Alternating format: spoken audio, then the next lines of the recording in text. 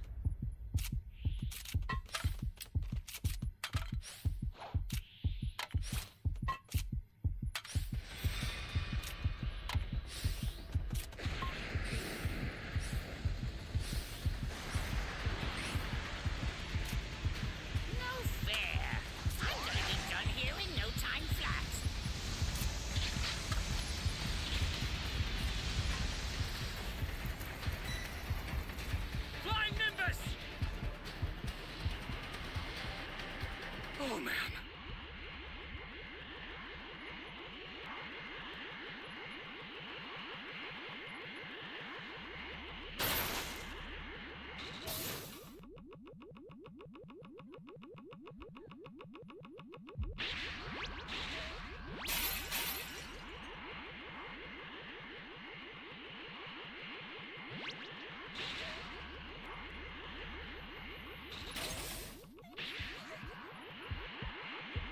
Stay calm. Stay calm. Oh, man. Oh, looky here. The poor things can't move a muscle. Oh, looky here. The poor things can't move a muscle.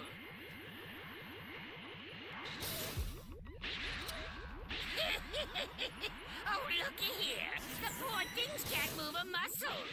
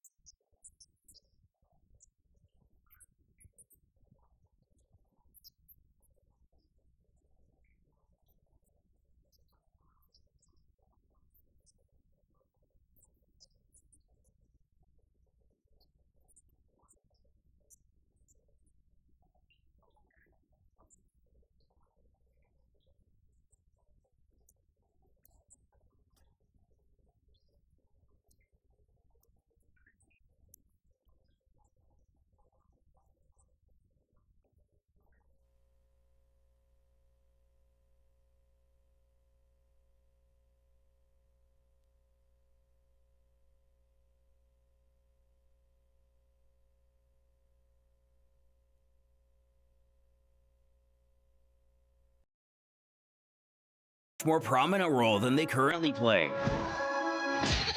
As the young Super Saiyan 2 falls to his knees in defeat, having let his own hubris get the better of him. Goku steps up to teleport Cell off the planet before he can unleash his Earth-destroying kamikaze attack. With his final words, he glances back at his son to smile he's proud of him.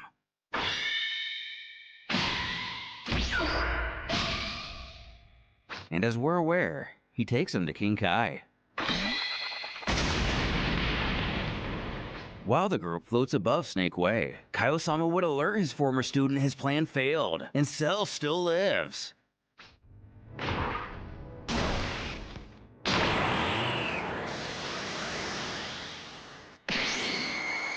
First cutting down Trunks.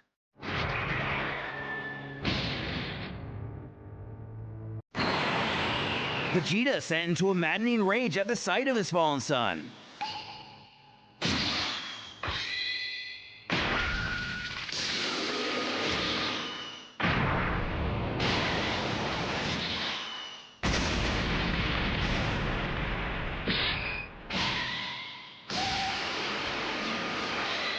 Gohan calls for the others to protect themselves from his furious onslaught. Krillin doesn't even understand how this is the same Vegeta as before. His power is far higher than he's felt previously. Piccolo reasons the anger of seeing his own son murdered before his eyes was enough to push him past his limits. He screams for Cell to reveal himself from the debris. He's not finished with him yet.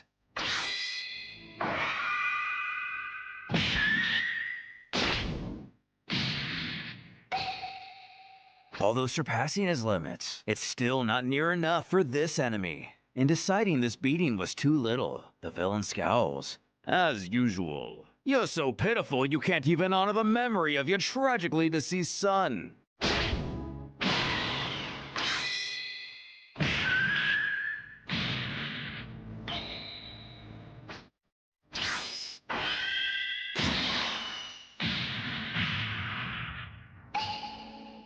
Getting one final hit on the bio-android, Cell is shocked the Saiyan was able to leave a mark. Though in the grand scheme of things, it's merely a simple setback. As here the prince lies, already half dead. His little rise of power was only the most subtle of flickers of a dying flame. Bellowing, it's time to die! Naturally, Gohan shields Vegeta from what would be a fatal blast, which their foe admits he didn't expect. Now it'll be easier than ever to do away with Gohan, now that his right arm is pretty much useless. The final beam struggle would soon commence. From Otherworld via King Kai, Goku encourages his son he still has much energy left within him, and he must unleash all of his strength. But the boy is at the end of his rope. His body is suffering too much. He apologizes to his dad. Cell is too strong and he can't keep up anymore. Vegeta can sense the same. The power difference between he and Cell is too great. This is the end. Piccolo shouts for Gohan not to give up, but Cell is set on finishing this here and now.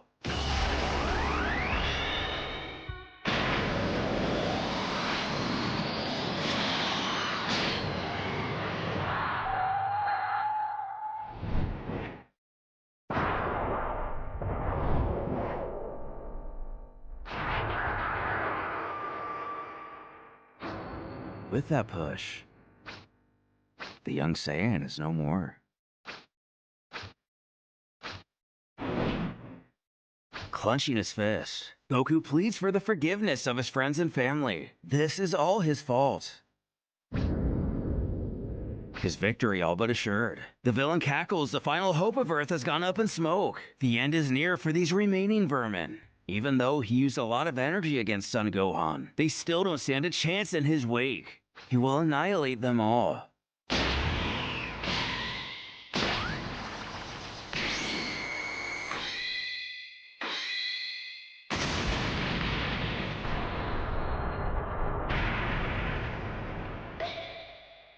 Following that single blast, all the Z fighters have perished.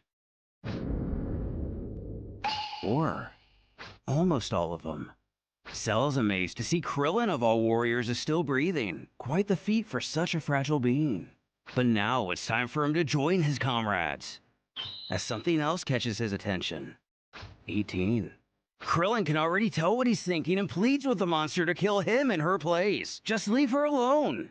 He mutters that Son Goku is dead, and he himself has reached his perfect form. This android has no further purpose of existing. Screaming for Cell to stop!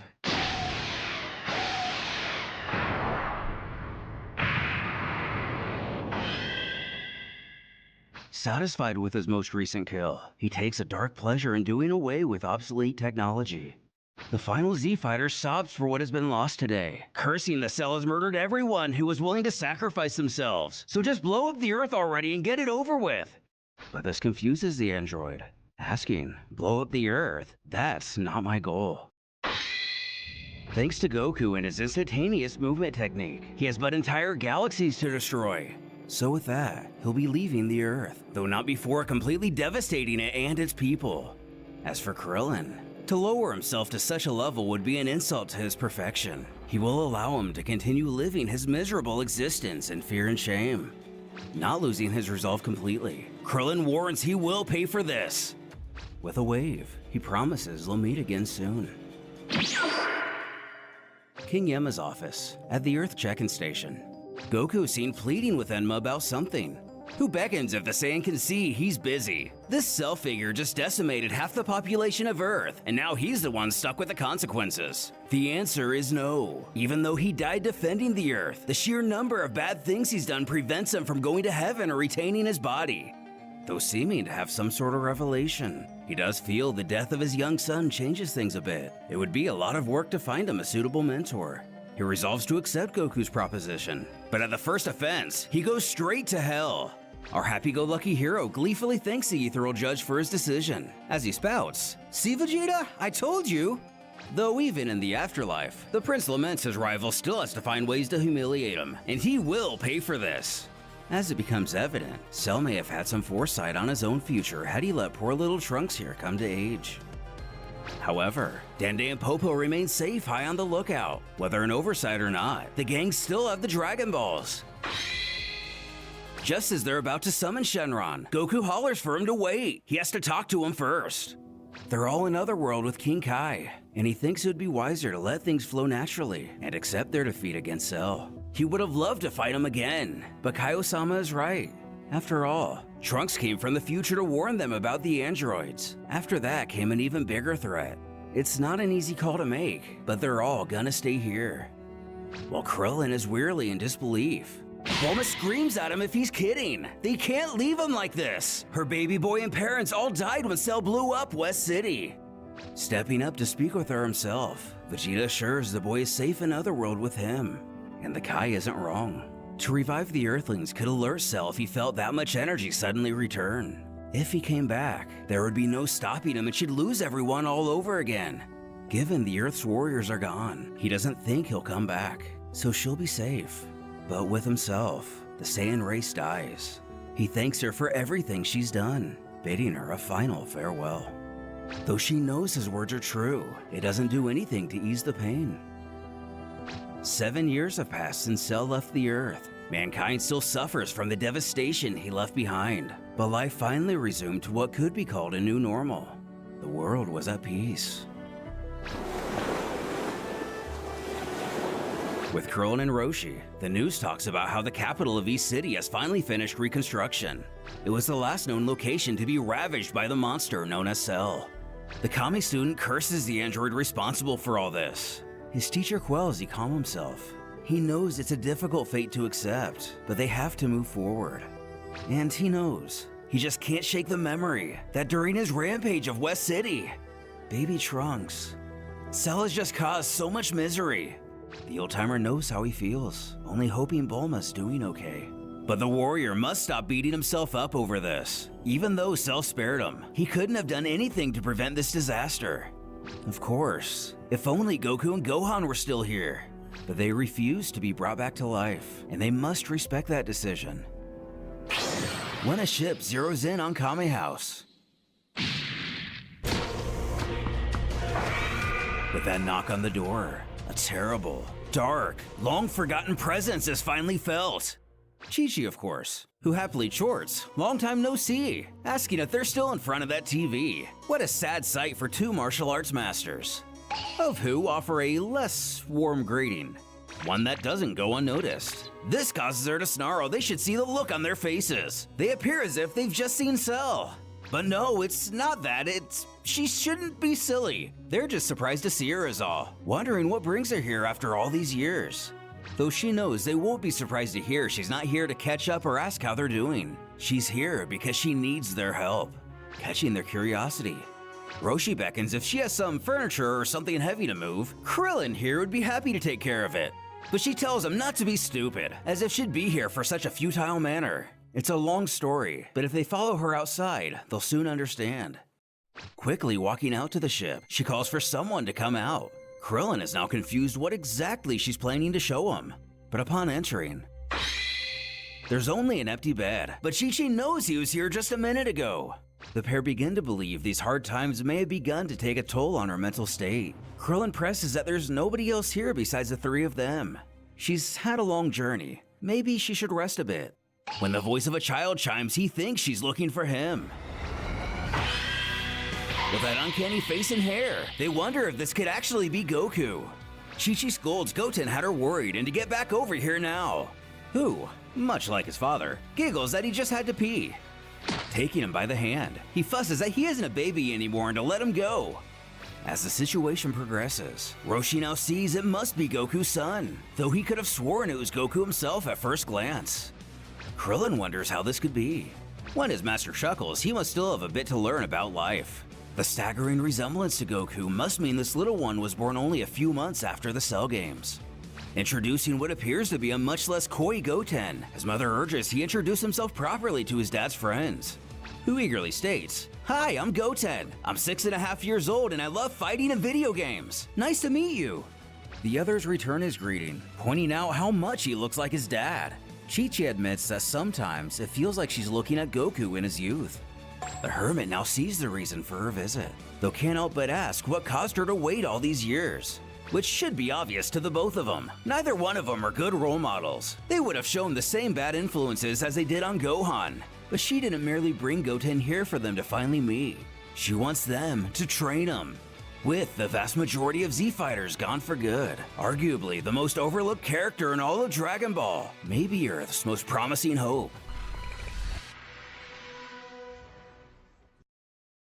Bewildered by Chi-Chi's request, Krillin remembers she wanted Gohan to become a great scientist or something. Why would she want them to train Goten for? Crossing her arms, she knows that the world is at peace. But since Cell left all those years ago, she can't shake this bad feeling she has he'll come back. And on that day, the world will need a hero. Goten isn't like his brother was. He only likes fighting and isn't interested in his studies. Though the boy objects, he does also like video games.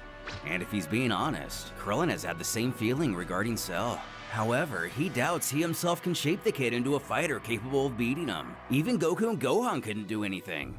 She retorts not to worry about Goten. She's been training him herself, and he's much stronger than they think. But he's still young. Goku and Gohan went through fights to the death to reach such levels. Chi-Chi huffs Gohan was only 4 when Piccolo trained him, and to just fight Goten himself and he'll see.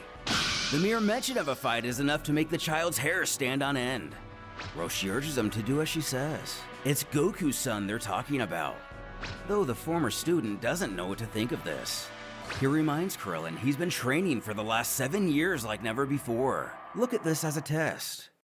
This gets Goten excited. He beckons. For real? We're gonna fight? Please say yes, Mr. Baldi. But for starters, he can call him Krillin. But he wins. They can do a little bit of training. Mirroring his father's enthusiasm, he jumps into the air ecstatic. Roshi jostles, he thinks he should go easy on him though. If he hurts him, Chi-Chi could kill him. But this was his idea. Chi-Chi tells her son it's important to stay hydrated before training and to remember what she told him before coming here. This sight takes the old-timer back almost 30 years ago. The resemblance with his father is uncanny, almost troubling. Goten inquires if his mother is planning to fight too, but she doesn't think so. However, she doesn't want either of them to damage the ship Bulma gave her, so she capsules it up for now. Krillin has to point out that Chi-Chi used to hate fighting so much. It's surprising to see how much she's changed. But instead of rambling, he should be focusing on Goten. It wouldn't be wise to underestimate him. Remembering who he's talking to, he apologizes, stating he seems well trained. The young boy gets in a quick stretch with his left leg. Or is it his right? He always gets them mixed up. He questions if Mr. Krillin here is ready, and is sorry to say, he doesn't look really strong. But he just wait and see. The turtle student dares him to land just a single hit.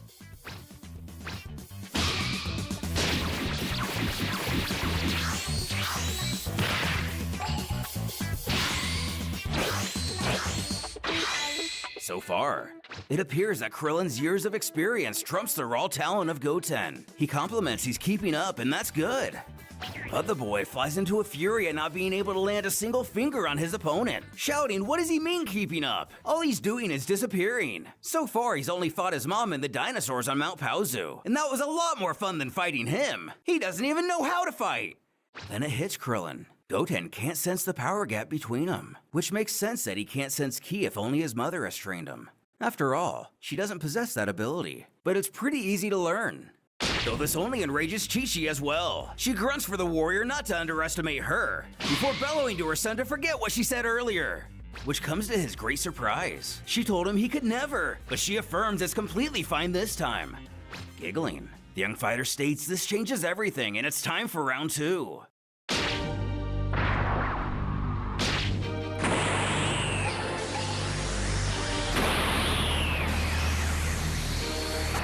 Krillin's sheer astonishment, and pretty much our expectation, this version of Goten has also unlocked Super Saiyan at a very early stage in life.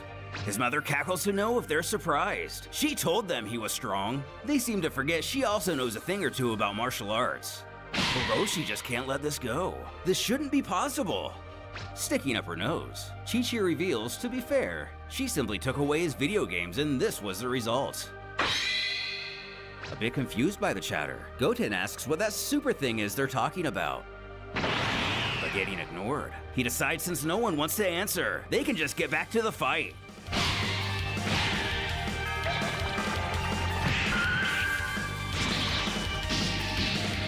Pleading for him to wait, Goten doesn't heed the request and Krillin is slugged in the face. The little brat bellows out in laughter at the thought of a one-hit knockout. He never even saw him coming. While her son cheers in the background, Chi-Chi notices Krillin isn't moving. Could he be? Finally standing, Roshi panically asks if he's okay. But he tells him not to worry. He then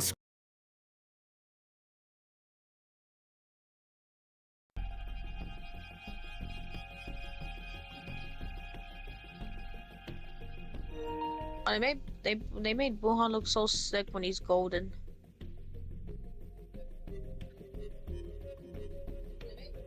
They made Buhan look so sick when he's golden.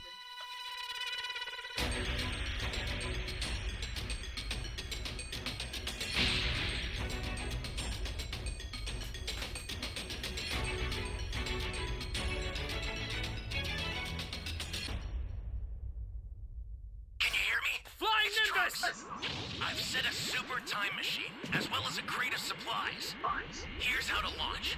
Find the power keys, then place them in the right spots.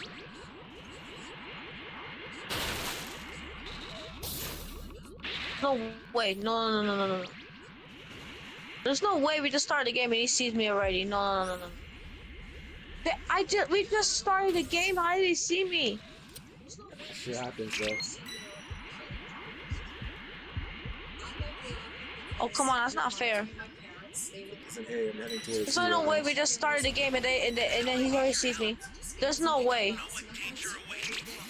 How do I get to be the first one to go?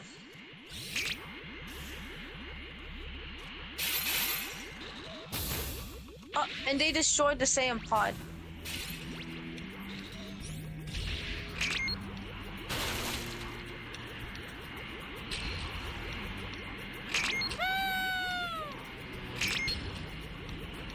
Alright, I need your help. I need your help now. I'm about to die. Well, not yet, but still. You found a power key. Go slot it. Yeah.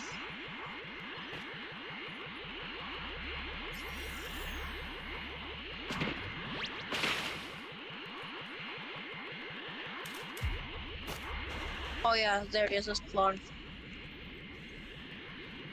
Cause I didn't even find not even one power cube, and the raider got me.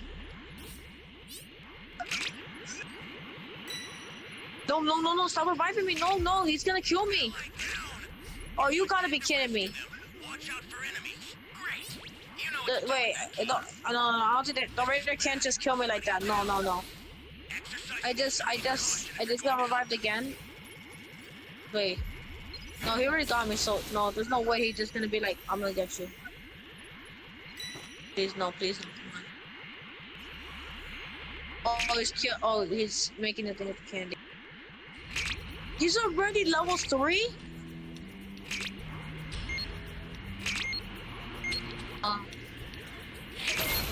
Forget, I'm cooked. Hey, great. You found another power key. Use it quick. Anyone, please! Please, somebody don't see me. Thank you so much. Okay, if I die, at least let me die like at least like without getting killed by the raider. An ally needs your help. I mean, it's better than being getting killed by the raider second time. Okay, no, I'm going back. I'll wait for you when you're done.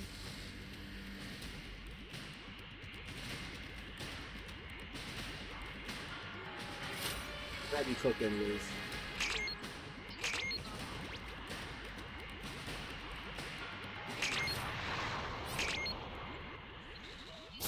That's a new power key. Place it now.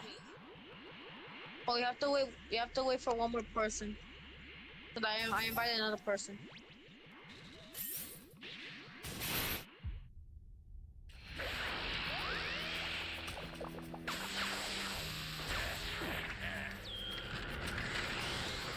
Oh, he got the super transfer. Oh no. The super transfer was stolen. I'll get another one out right away. I can literally hear Trunks. Together until then.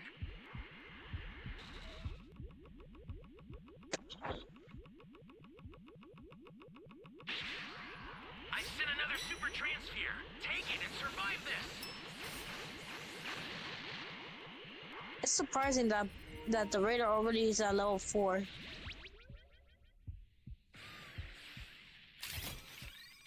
Crazy, we just started the game. And I die right away. And now he's already at level 4. That is crazy.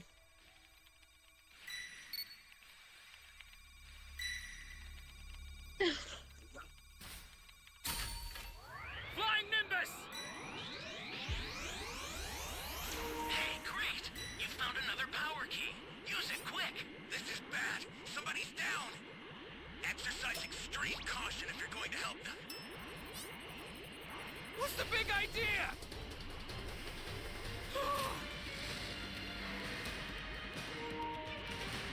Access the startup system from the central area. Just a little more to go. You want it? I'll send some supplies to help. Make good use of them. Oh, somebody else wants to join.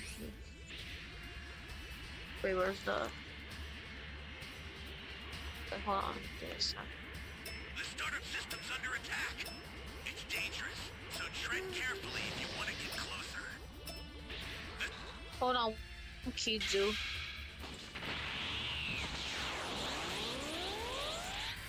Startup system is under attack. Stop it if you can, but retreat if you need to. Got it? Wait, who got the super transfer? Was that you?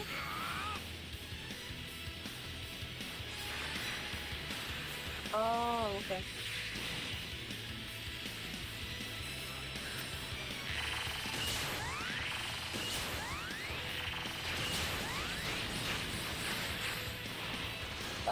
That super transfer better be cooking the raider.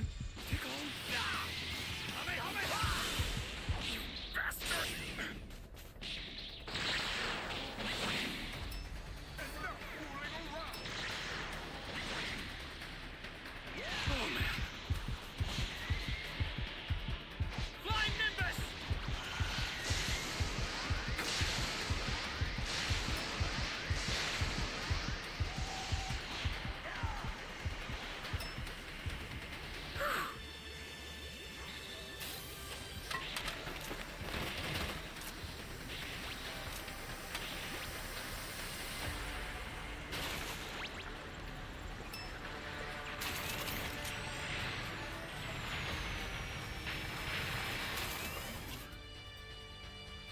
let me revive him. They were beating him up in the cave. He had to escape.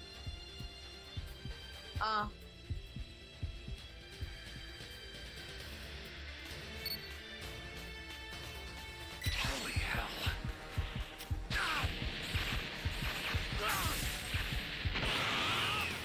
Wait, oh wait, he found you? Oh no, he cooked.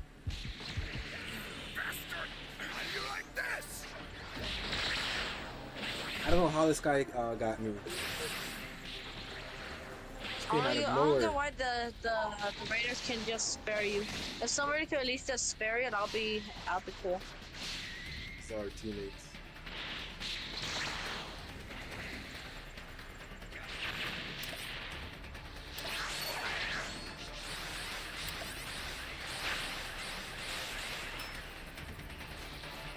Myself. Someone's waiting for the escape time machine. Wait, the escape time machine is already like launching or no?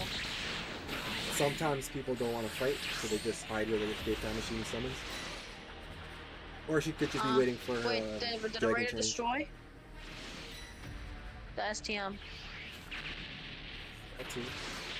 I assume. He already destroyed the STM. Okay, good luck. Oh, he's doing it right now. Oh yeah, now Oh, it's he's done. doing. Oh, he's doing it right now. Now it's done. Okay, now he did it.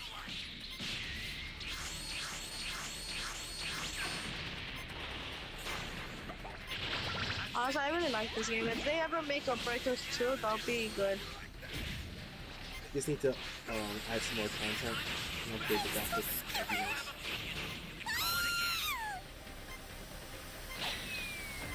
Wait, how many people are there in your match right now that are still alive? Just the one. I found He's about to die. The Chibai one? Yeah. Oh yeah, that's the one I invited. You did a good job.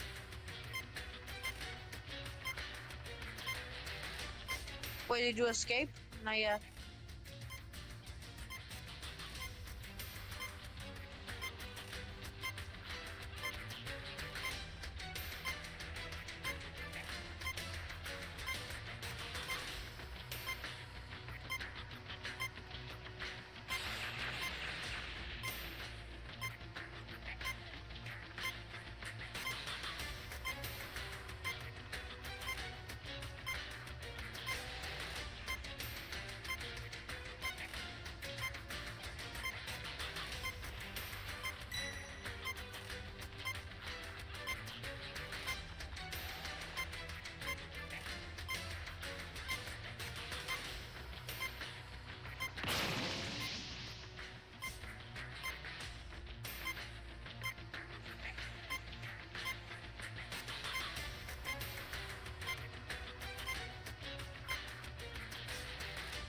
Time's up. Yes! Good game, GG's.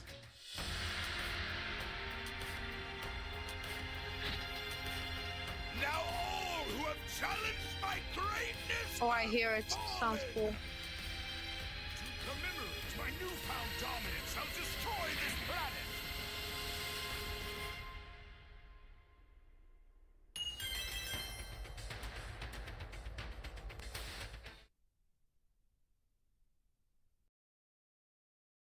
Scolds Goten that it's not really fair to plan to attack an opponent by surprise, especially when he's a Super Saiyan. Fortunately, he was able to accommodate and raise his power in time. In one ear and out the other, Goten only takes curiosity, and Super Saiyan is what this form is called. His mom just calls it being a little runt or delinquent. Anyway, if he's still standing, that means he's not as bad as he thought. Meanwhile, the old-timer finds it weird Krillin took that punch head on, but doesn't really seem to be hurting. Who smirks to admit his opponent is the youngest Super Saiyan he's ever seen, but he's also the weakest. And it's time for round 3.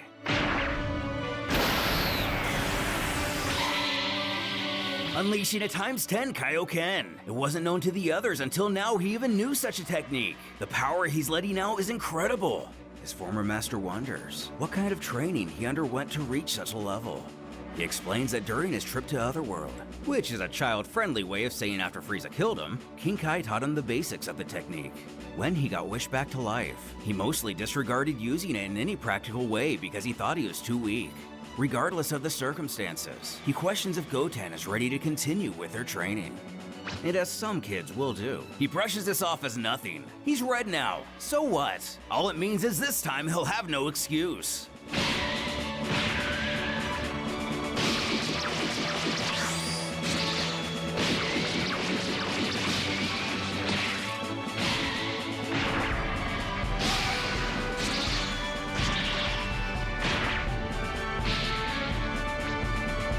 Life experience once again proving superior. The turtle student realizes Goten is already tired. He hasn't mastered his Super Saiyan transformation at all yet. With this, he tells him to return to his base form. That's enough for today. But he screams it's not over! Powering up, the boy's ki rises dramatically. He vows to show his adversary he's not tired. It's only too bad he hasn't had time to name this attack yet. But a blast of this level would be far too dangerous around here.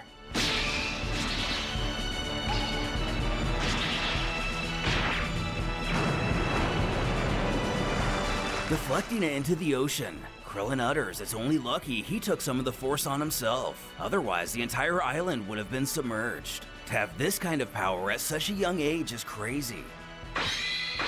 As the others are left in a stunned silence, the child is completely gassed out.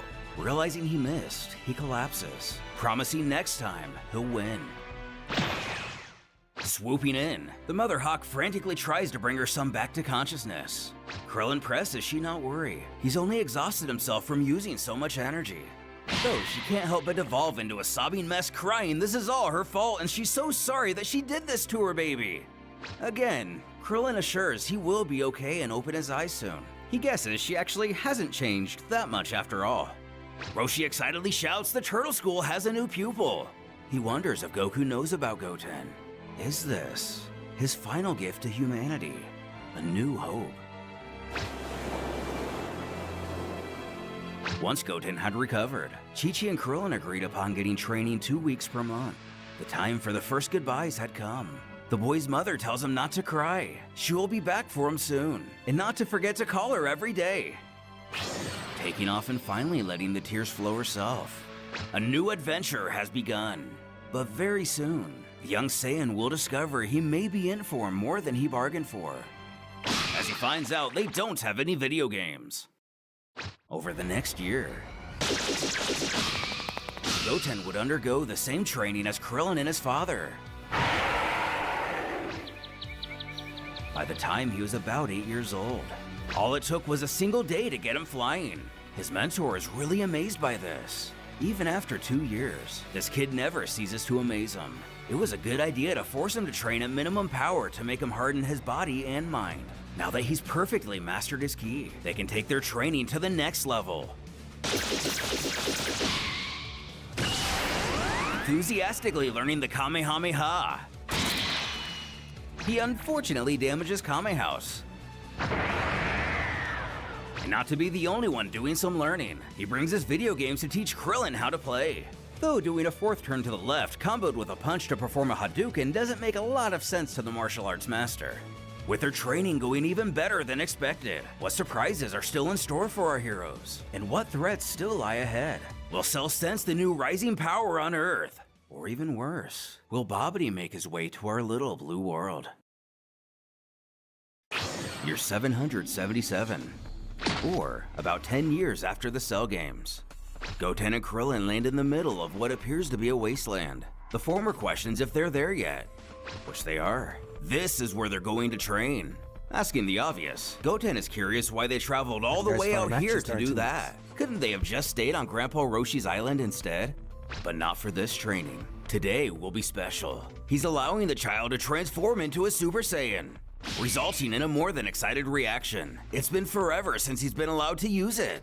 His mentor believes the student is strong enough now to manage it properly. Though, after all these years, he wonders if he still knows how to transform. If he can't, it'll be Krillin's fault. His teacher laughs this off, doubting he could ever forget how to do it. He already told him it was important for him to learn the basics of martial arts before wielding the power of Super Saiyan. He ushers him to step back a little and transform. Doing so, he screams out, but nothing happens. Only a bit of dust kicks into the air. He worriedly inquires what's wrong. Why isn't he changing? Sporting a devilish grin, he throws his hands to his head shouting, "No, no, no! I can't!" He was right. It's all Krillin's fault because he wouldn't let him use it over the last 3 years. And look what happened. What will they do now? Panicked, he never thought he could actually forget how to transform. Though the boy just laughs that he fell for it, and enough playing around. He hollers for his teacher not to look at him like that. He's kidding. How could he forget something so easy?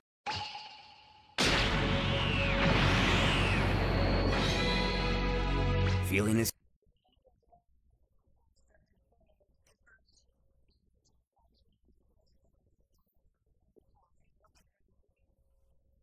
Yeah, they just have to take that region lock off.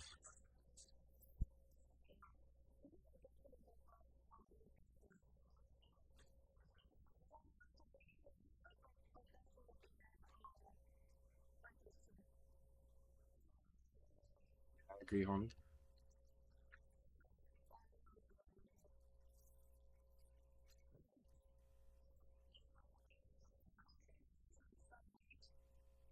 Yeah, he's a baby raider.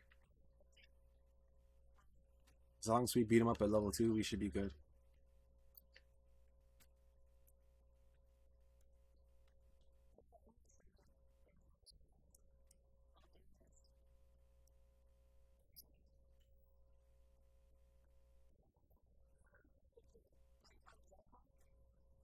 Not yet, but I have my level 1.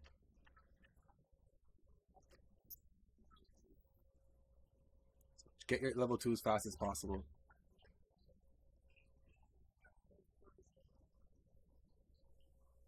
He's destroying C. Right now I'm level 1, and I'm in D. D. I have a power key radar, so I'll go look for the A and B key right now.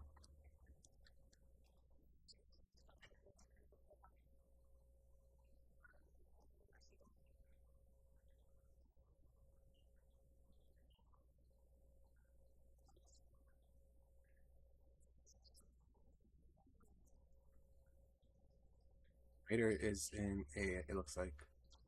Or B. Where's that?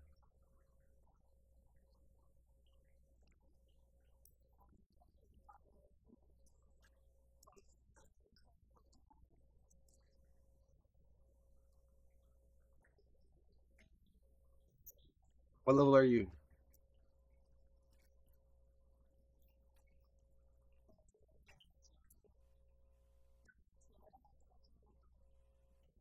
Wanna go jump him?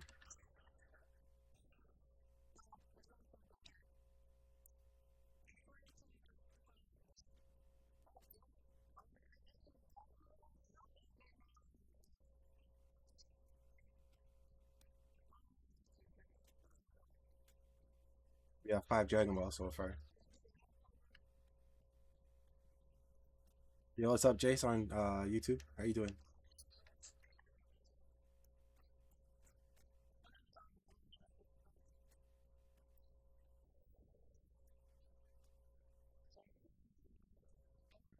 He's coming towards me. Oh, he got a civilian. Yeah, we should. We should. Let's go. Where is he? I think he's somewhere in D. Oh, he's on me. He's on me. I'm in D. I'm in D. D towards E.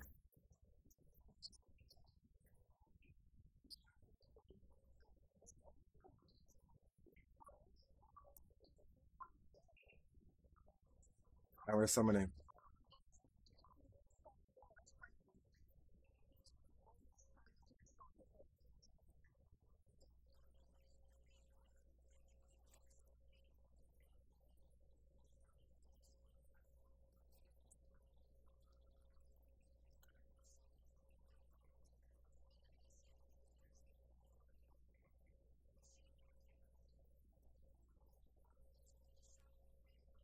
Go. Get your drink.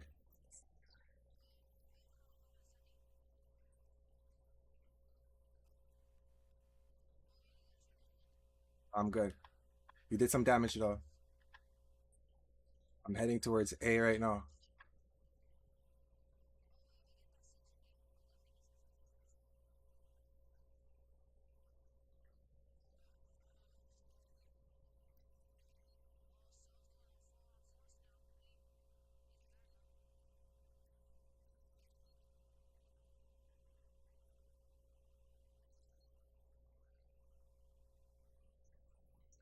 Where is this damn bro? I don't know where the hell this key is.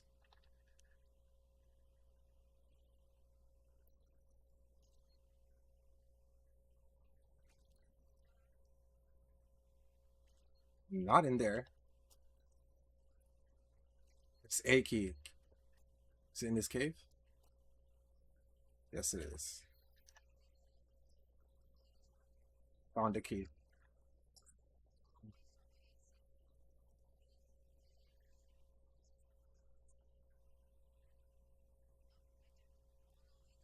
Gone, you're gone, you're gone. Go head to D, head to D, head to D. Set that D key. Yeah, set that D key.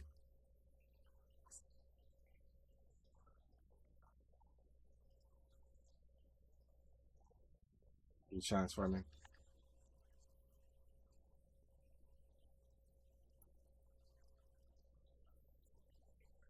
You destroy the area.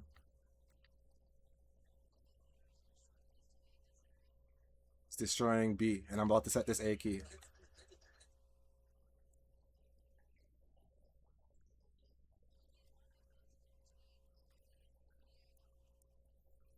Yo, appreciate it, Jace.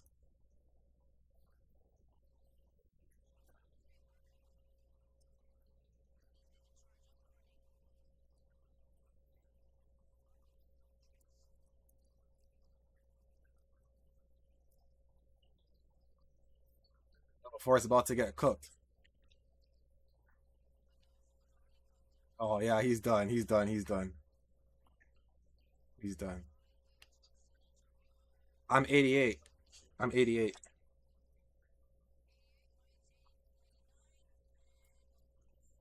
Wait for him to go to the time machine. Wait for him to start destroying it. I need a barrier. You have a barrier? Or a shield? Yeah. Where are you? Right there. Okay, I'm coming towards you. Just place it down and mark it. Place it down and mark it.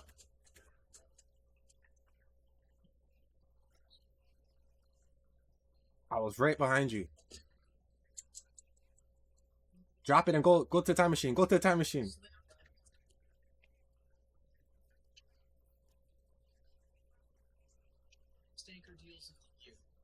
I'm gonna go save this guy.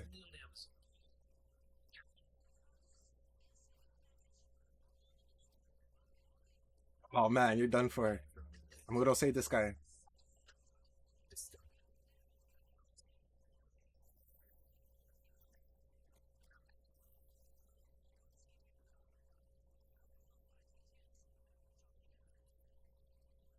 We gotta fight then. Let's just fight him. I'm some supplies and let's fight.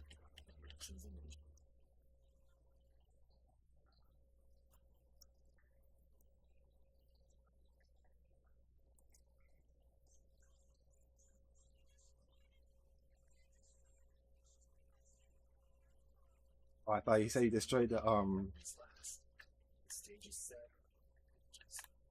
You're down?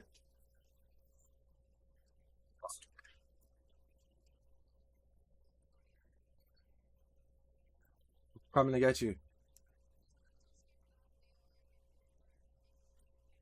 Coming to get you.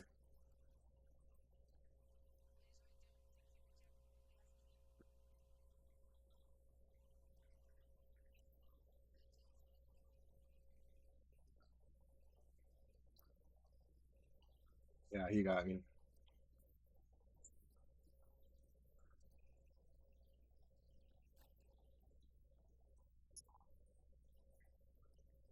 Can't even fight this guy right now.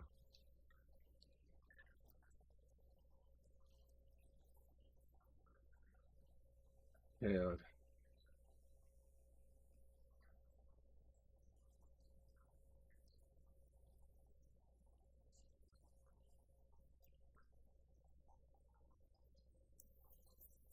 Yeah, good game.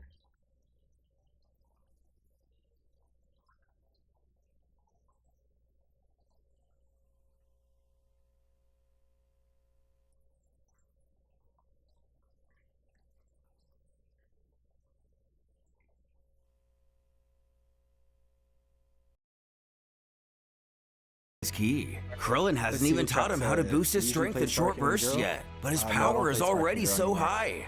Unbelievable. This information isn't lost on the student.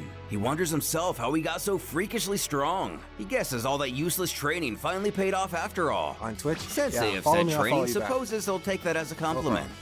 With this, the child's cocky nature also returns. He cackles. It looks like he's much, much stronger than him now. Talk about surpassing the master. Rubbing his nose, he asks if he's speechless. He smiles. His student is as arrogant as ever. The power of Super Saiyan is still going to his head. So it's time for today's lesson.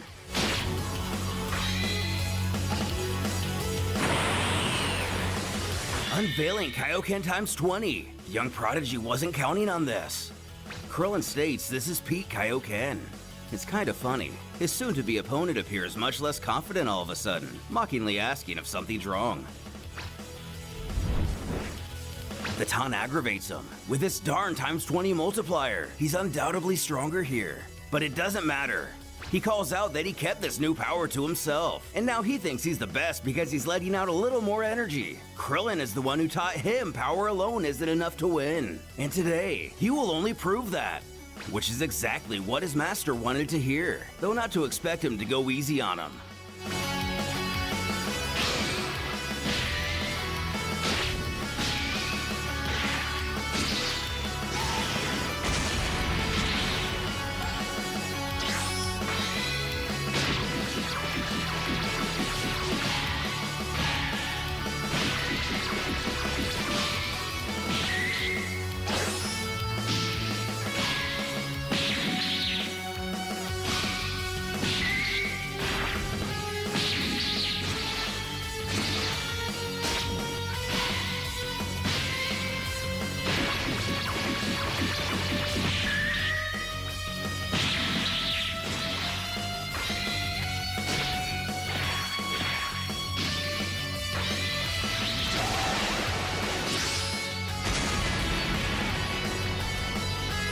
Goten exhales. He really isn't going easy on him. He didn't think he could match his own speed. Who tells his student he's become an incredible warrior. If he wasn't going all out, Krillin wouldn't have stood a chance against him while he's using Super Saiyan. However, boosting one's speed by drawing from their power only makes his hits a lot weaker. But the child only rolls his eyes at what Mr. Know-It-All has to say, causing Krillin to wonder if he actually ever listens to his advice. But Goten screams he doesn't need his advice and already knows how to win this fight. He better get ready because he won't be able to escape his ultimate combo.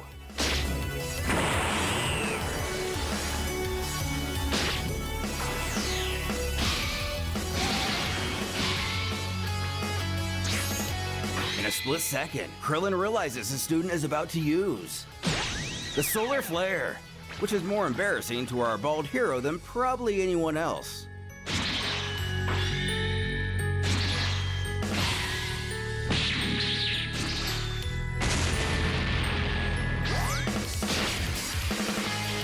And now that a certain technique of Goten's has a name.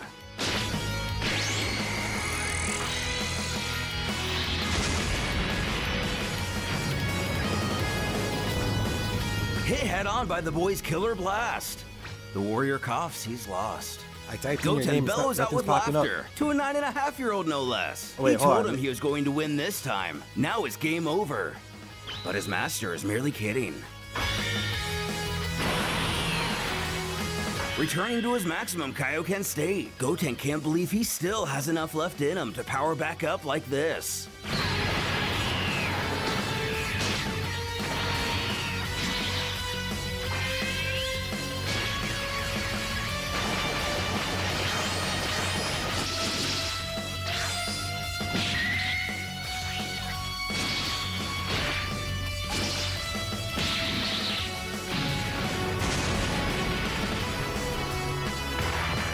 typing your name, nothing's popping up, and I was like, Fortnite.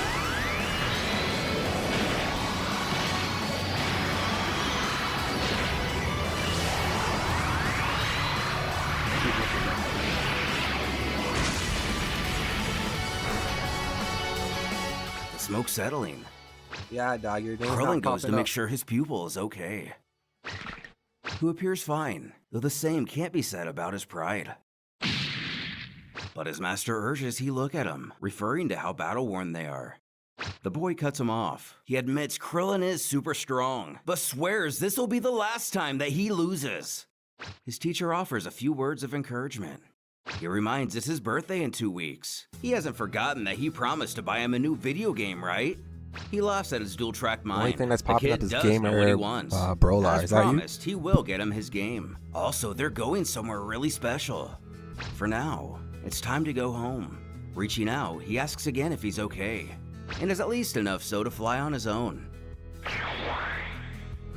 The pair soon stop by a cliff overlooking the city. The child exudes he's never been so tired from flying before, which is normal. His body went through a lot today. After all, it is the first time he's fought at such intensity, hence the reason for resting here a bit. He then prompts him to look at the city below. It's called Blue City. Krillin himself was born in a nearby town. 10 years ago, it was destroyed by Cell. He and the survivors worked hard to rebuild it. Speaking of which, his pupil has a question. If Cell was here, does he think they'd have a chance of beating him? But no, not in the slightest. They wouldn't even last a minute.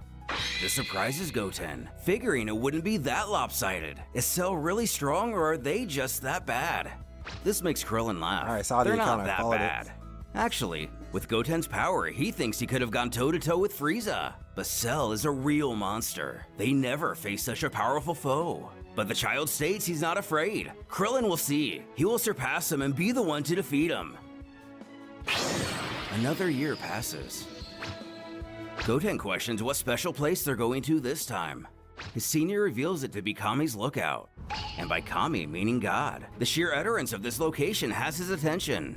Krillin explains it's a sacred sanctuary where the god of Earth overlooks the planet. His name is Dende. He's a Namekian just like Piccolo. But a god. He must be if pretty that- strong, if but you're- asks why his if that's mentor the never correct one, it mentioned says him you have no before. posts. But he You have kind no of did. content. He already told him about Kami, who was one with Piccolo. Dende is the one who took over in his place. He's no warrior, but he possesses great magical abilities, which does ring a bell with Goten. Krillin wants to ask for permission Never to got use the into Room Fortnite. of Spirit and Time for a bit. It's a place of total emptiness where a single day on Earth lasts an entire year in there. It's the perfect location to train. His pupil can't believe such a place even exists. It's there where Goku and Gohan trained for the Cell Games. He himself used it for 6 months to master the Kaioken. It's really tough to get accustomed to the atmosphere there, as he'll see. But Goten only rolls his eyes yet again. If Krillin did it, it'll be a piece of cake for him. Arriving at Korin's tower, he explains how they need to fly to the very top of it. Passing the first temple, Goten wonders if they've arrived. But it's told to him that's where Master Korin lives. A long time ago, Master Roshi was trained by him. After that, Goku was too. Shouting out to the aforementioned and Yajirobe, the pair are shocked to see the sight before him. While the boy wonders if Korin is the cat or the fatty, Korin cannot but bulk at the kid with Krillin. He could swear it was Goku. Soon after, they would arrive at the lookout. Greeting Dende and Popo. The Namek inquires how he's been. It's been a long time. He explains how he thought he might want to meet Goku's son. But cutting him off, Dende blurts out, "You're Goten, right?" Which is strange, What are you waiting for? Go live. as he shouldn't know Post his the video. name yet. But Popo reminds What they games are you play? talking to the god of Earth, who tells how he's been watching over Goten since he was a baby. He had also seen the two of them training some time ago, calling them both incredible warriors. Krillin forgot he could see such things from the lookout, figuring there goes the surprise. But yeah, they've been training hard for years now. Naturally, he also knows they've come to use the Room of Spirit and Time. It's all theirs. Quick and easy, they thank the Guardian. With that out of the way, Popo goes to lead him to the room. Since the god of Earth knew they were coming, he already prepared everything for their stay inside. Which brings Dende to question how long they do plan on staying in there. There should be enough provisions for up to 2 years. Krillin assures that'll be more than plenty. They should only be in there a year this time. Without any senzu, staying in any longer could get a bit dangerous. When something catches everyone's attention. Bulma! She jokes Krillin looks as if he's seen a ghost, but he just didn't expect to see her here. It's been like 10 years. And she knows it probably does feel a bit sudden after so long. She just felt it was time to come see him. As the image of young Goten catches her eye. For what reason has Bulma traveled to Kami's Lookout? And how much progress will be made by the two warriors upon entering the Room of Spirit and Time? After laying eyes on Goten for the first time, Bulma rushes over to him in a less than modest first impression. She's amazed by the incredible resemblance games do you between play? him and his father, blurting out it didn't show that much through the drones. But face to face, they're more similar than she could have imagined. Finally becoming self-aware, Bulma apologizes for being rude and introduces herself properly. Goten says it's nice to meet her. His mom, Krillin, and Grandpa Roshi has told him a lot about her. That's when she spots Dende and Popo, turning their direction to greet them. That drone comment doesn't escape Krillin. He questions how she learned of his existence and how she's been watching him. She explains that when she first fixed 16 for the Cell games, she had the surprise of finding all of Jiro's research notes in his database. She then upgraded the spy drones by giving them the same tech Frieza and the Saiyans had. That way she could detect power signatures. She sent them across the Earth and all throughout the solar system. 4 years ago, near Mount Pauzu, they detected an abnormally large power surge for a couple seconds. Imagine her surprise when she got there to find out Goku had another son. That's how she's been able to keep an eye on him all these years. Krillin exclaims that's pretty impressive. But then again, she is the greatest scientific mind in the world. He shouldn't be so surprised by the things she comes up with. He himself is still wondering why he didn't feel Goten turn Super Saiyan the first time he did it. Though the boy quips that's easy to understand. The first time he transformed, it was morning at his mom's place. So just going off time zones, it would have been nighttime on Grandpa Roshi's island. In other words, our bald hero was sleeping. He admits he is a pretty heavy sleeper. Bulma kind of jokes, but really doesn't, that Goten is already smarter than his old man was. Moving forward, Bulma remembers she brought them armor like the ones Goku and Gohan used to train. These new ones are a lot more resistant to damage, and she also changed the blue material to black for style points. Releasing a capsule, she tells Krillin based off her data from their last training session, it appears he's reached a higher power than the one Frieza had when he came to Earth, calling his progress amazing. Retrieving the new armor, Krillin shorts these variants are even lighter than the type he wore on Namek. Goten just thinks they look cool. He thanks Bulma again and asks Goten if he's ready to go train. But these uniforms, seeing them dressed like this brings back some bad memories for the scientist. Krillin actually feels the same.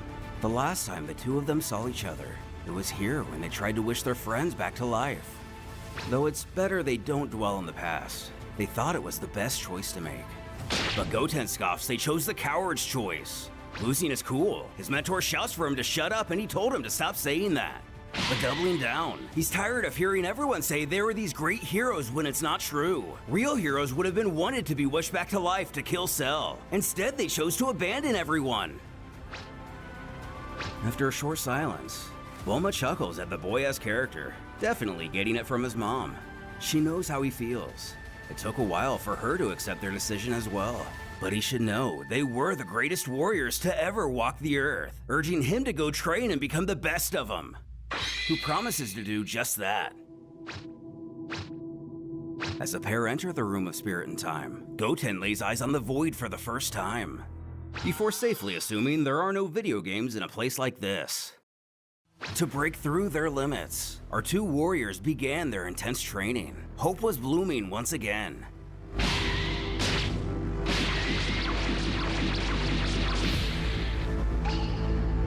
Knocking Krillin down, his student asks if he's tired already.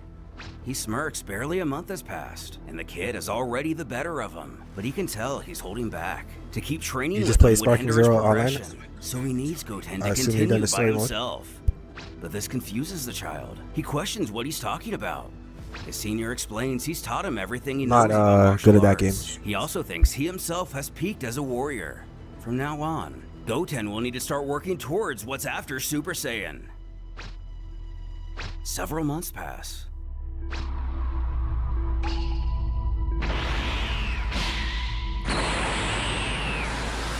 breaking through Super Saiyan. Krillin rushes over to him, but Goten grunts he can go even further beyond.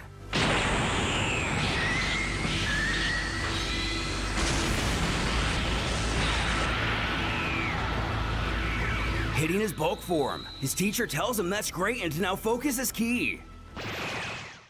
But the boy falls out of the transformation almost instantly. It's too powerful for him to handle right now. Krillin admits that is a strong form, but it's useless against Cell. Future Trunks tried it too to no avail. It's probably the first step every Saiyan has to go through to break the limits of Super Saiyan. The good news is he's on the right path. He tells how his father and brother chose to stay in Super Saiyan 24/7 to master it fully. That way, they could take advantage of it during battle. When the pair weren't training, mistakes of the past were told. From Vegeta's hubris to Trunks' overestimation of the aforementioned form. Eventually, the two would emerge back to the regular world. Popo alerts the others what's going on. Walking out, Goten exhales it feels so good to see something other than emptiness. Krillin also feels it's about time they got out of there, then expresses his surprise to see Bulma hasn't left. Welcoming them back, Dende states they must be hungry. Surely they'd like something to eat. Which sounds great. It'd be wonderful to have a proper meal after a year of preserved food. While the warriors get their grub on, Bulma inquires how their training went, curious if they made any progress. Though Krillin not so much. Goten on the other hand has improved tremendously. Who again, just like his dad, excitedly scarfs down his meal before thanking Dende and Popo. Changing back into their regular clothes, Dende notices Goten has gotten a bit taller since going into the room, offering to make him a new gi. Harnessing the power of the clothes beam, Goten exclaims these new clothes fit perfectly. Dende's powers are amazing. When it hits Krillin, he forgot to tell Chi-Chi about training in the hyperbolic time chamber. She's gonna be so mad at him. Goten hadn't thought about that either. He's starting high school soon. Possibly junior high school, and Alaska's age. Legally, he's 10, but after spending a year in another dimension. Bulma has a simple solution. Only one day has passed out here, so while he may technically be 11, on paper he's still 10.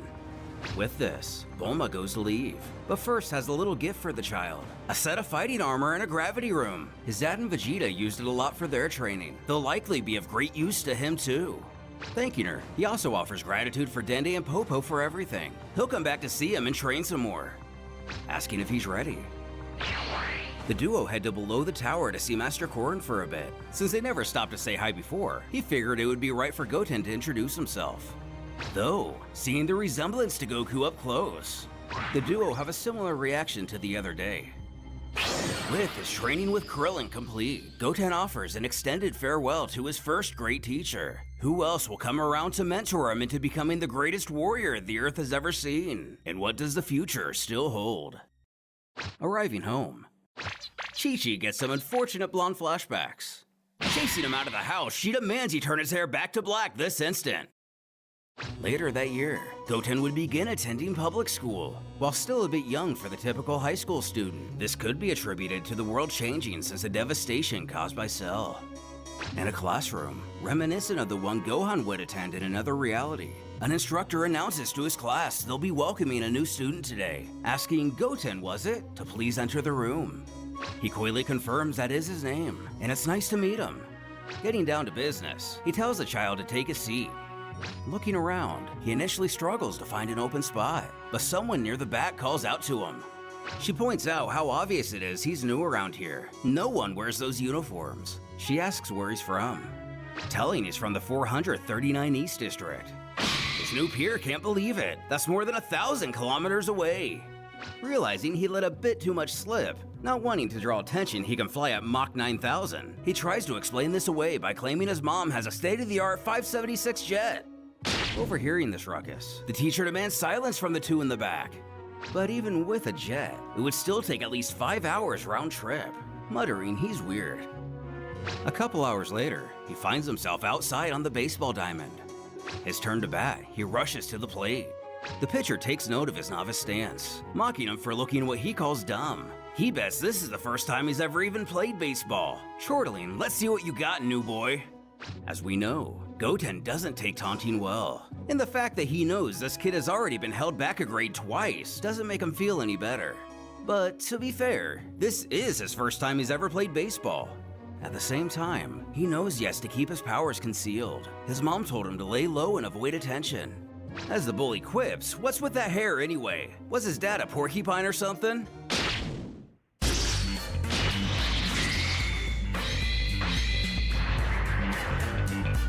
Sending the ball into orbit, Goten warns the next time he wants to make fun of he or his family, he'll be launching him into space with a stupid ball. With the message well received. Understandably, nobody really knows what to say about this. Arriving home that night, his mother questions how his first day of school went. He sheepishly claims he just kept to himself like she asked him to. Across the world, at Kame House, Krillin stands at the shoreline staring into nothingness. Stepping out, Roshi states months have passed, and he still seems just as worried when he first returned from the lookout, bluntly asking his former student what's wrong. Though he says it's nothing, he's simply having trouble sleeping. But the Turtle Hermit reminds Krillin has never been a good liar.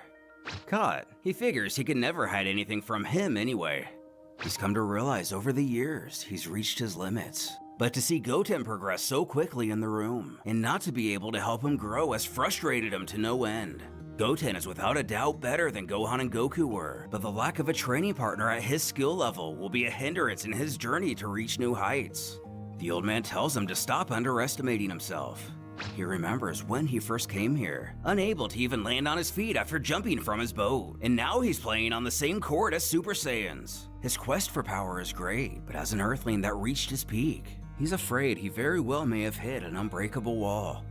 Though he also feels Krillin already has something in mind to remedy this. And that's true. His master asks what that is, a special kind of training or something, which is only partially true. A while later, at Capsule Corp, Krillin just lets himself inside, almost forgetting just how big Bulma's house is. Knowing it won't be easy to find her, he resolves to search for her key. Finding it, he stumbles upon her working on the time machine, both mutually shocked for different reasons. He questions if she plans on going back to the past. Starting at the beginning, she explains how this was the time machine Trunks brought from the future. For now, time is proving their friends right. But if Cell ever comes back, she's the one who will go back in time to prevent this disaster. Though he feels pretty confident there will be no need. They have Goten now. Calling him an idiot, at the lookout he told her he was still far from Gohan's level. Now that he's in school, he's got a lot more to worry about than to train for some monster he's never even seen before. He only knows peace, and it's normal that he wants to live a normal life. He knows, and that's the reason he's come here today. She will probably refuse, but he needs her help. What could Krillin's request be? Does it have anything to do with the time machine? Or is there something else he believes Bulma can help with to push him past his own limits? With school finally out for the day, Goten rushes past a couple of fellow students to get to the arcade. One of the employees knows the child well. He figures he must have gotten grounded from video games, hence his absence. Which is the unfortunate case. His grades are fine, but his mom says he plays too much. The attendant assures his mother is only doing it for his own good. But he should know there's been some changes since the last time he came here. He's lost his first place position in Street Fighter. But he vows he'll show whoever beat him who the real Street Fighter champion is. He's taking back that leader position today. In West City, we resume our conversation with Krillin and Bulma. After suggesting he has a request that she may refuse to help with, she laughs it off and tells him to lose that serious face. Why would she refuse to help him? She's his friend. He should know she'd be glad to help. Back at the lookout, she told him when she fixed Android 16 for the Cell games, she got access to all of Dr. Gero's research files. He wants to know if she still has them. She does. She kept everything. But if he's looking to find Cell's weak spots, she already checked and there's nothing about it. But that's not what he's curious about. He wants her to turn him into an android, as Gero did to 18 and 17. She angrily questions if he's lost his mind. There's no way she's doing such a thing. Though he's been thinking about it for a while now, it's no decision he's taken lightly. 17 and 18 were simple humans before they were modified. Just think for 1 second how incredibly strong it'd make him. Probably not strong enough to defeat Cell, but he would be able to push Goten beyond his limits. Bulma doesn't care. Such practices are forbidden. That's precisely the reason why she's a scientist, and Gero was a completely unethical freak. Krillin argues protecting the Earth is way more vital than her scientific ethics. And by the way, where were all these ethics when she made her little plan with that time machine right behind her? Hesitating for a second, she claims that's completely different. Relaxing his arms, Krillin explains he knows this world doesn't mean a thing to her anymore. But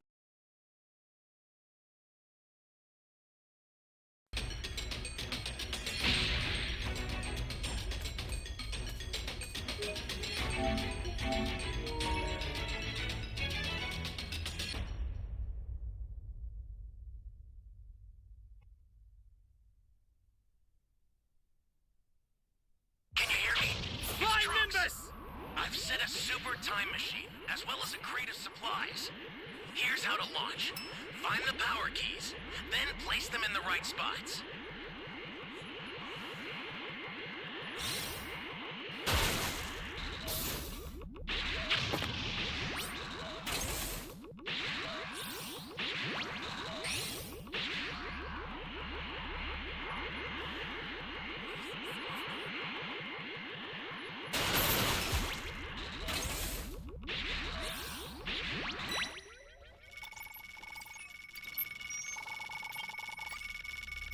You're my savior.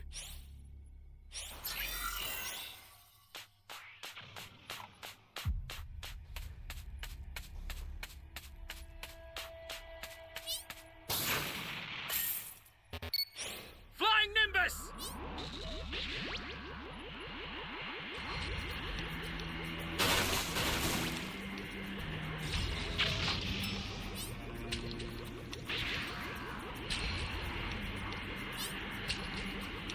Oh, come on!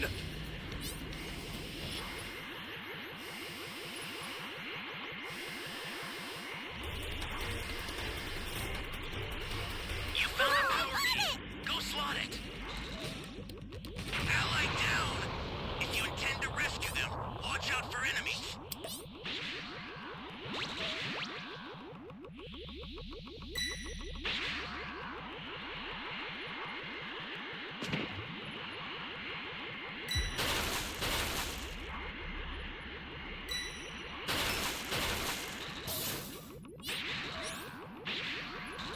That's a new power key. Place it now.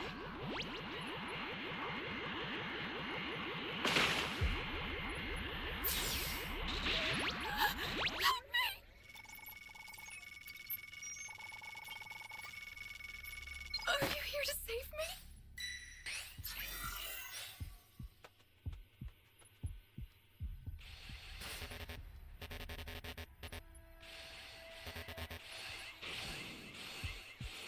Holy hell.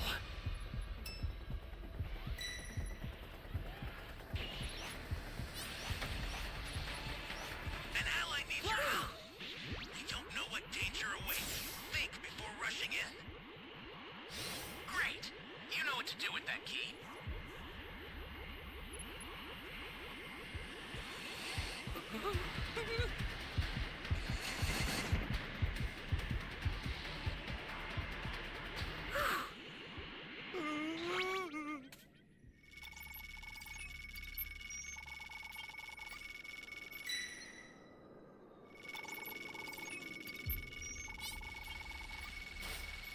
You're a big help.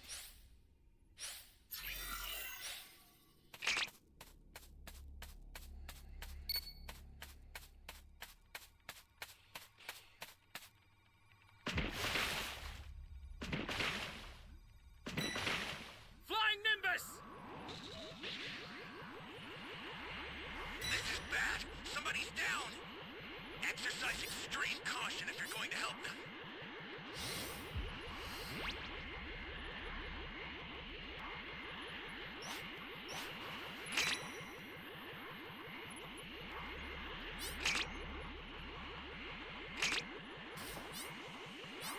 Ally down! If you intend to rescue them, watch out for enemies. That's a new power key. Place it now.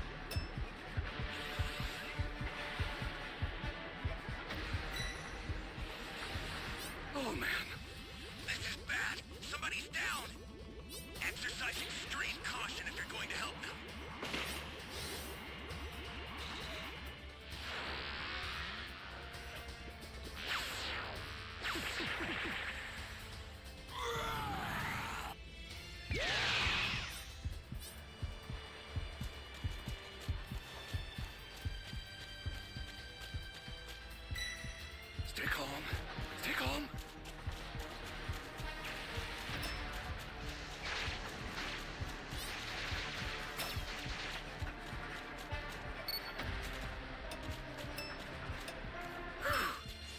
An ally needs your help. We don't know what danger awaits. Think before rushing in.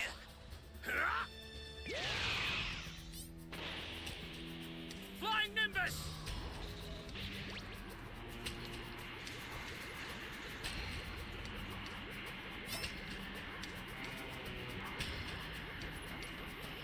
Welcome. Thank you. The startup system's under attack. It's dangerous, so tread carefully if you want to get closer. The startup system is under attack. Stop it if you can, but retreat if you need to. Got it?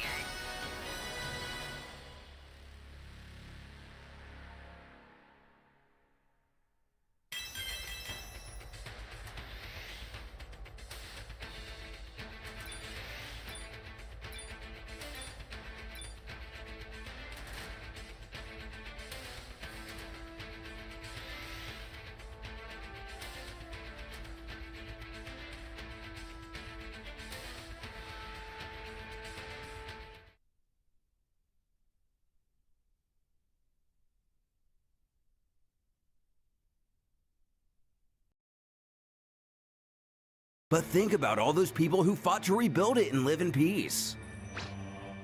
But the truth is, there isn't a single day where she doesn't curse Dr. Gero and his androids. They're the reason everyone is miserable. And then Krillin comes here asking her to turn him into one of those monsters. But to defeat a monster, sometimes you have to become one. He's prepared for it. Nonetheless, she's going to need some time to think about it. It's getting late tonight, so she'll contact him when she reaches a decision.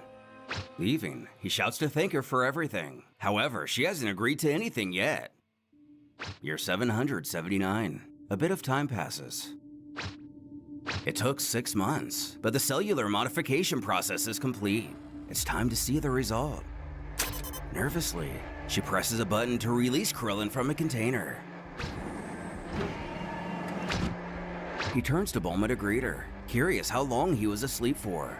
She tells how it was a bit over half a year. His body has now fully accepted the cellular modifications. There should be no chance of rejection. Actually, she expected it to take a bit longer, but his superhuman faculties likely came into play. She questions how he feels, and without the words to express it, he merely mutters, "Different." Now that he's an android, Bulma wonders what he plans to do. And of course, he's going to go train. But first, he has to visit an old friend. Zooming across the ocean into an almost tropical cliff, he greets his friend, requesting forgiveness for showing up like this after all these years. But he has a favor to ask. Chaozu, who didn't even feel Krillin approaching. But why would he be such a priority at this moment specifically? A bit more time passes. Up to a full year. At New Hope High School, Goten goes to open his locker. The thought of Krillin randomly pops into his head. It's been a long time since he's heard from him. An easy problem to solve, though. He'll pay him a visit after school today. They haven't seen each other in over a year. First checking Kame house, the boy is surprised to find Roshi hasn't heard from him either. Very odd. It doesn't sound like him to just disappear like this. The last time the old-timer saw him was last year. He mentioned something about pushing his limits, but he doesn't know anything further. Though he tells Goten not to worry, he must be training in some remote place. Either way, it's almost time for the Hermit's aerobic show, so unless Goten wants to stay and watch it with him, but he doesn't. He figures he'll just go home. But it is a bikini special today. However, he's sure. Regardless, he'll come back and see him again soon. As he flies, he thinks, Krillin is really trying to push his limits? He did say as a human he could barely make progress now, but he wonders what exactly he could be up to. It's been a while since he himself trained. Maybe he should get back to it. Meanwhile, on New Namek, everything seems to be going peacefully, though in the sky.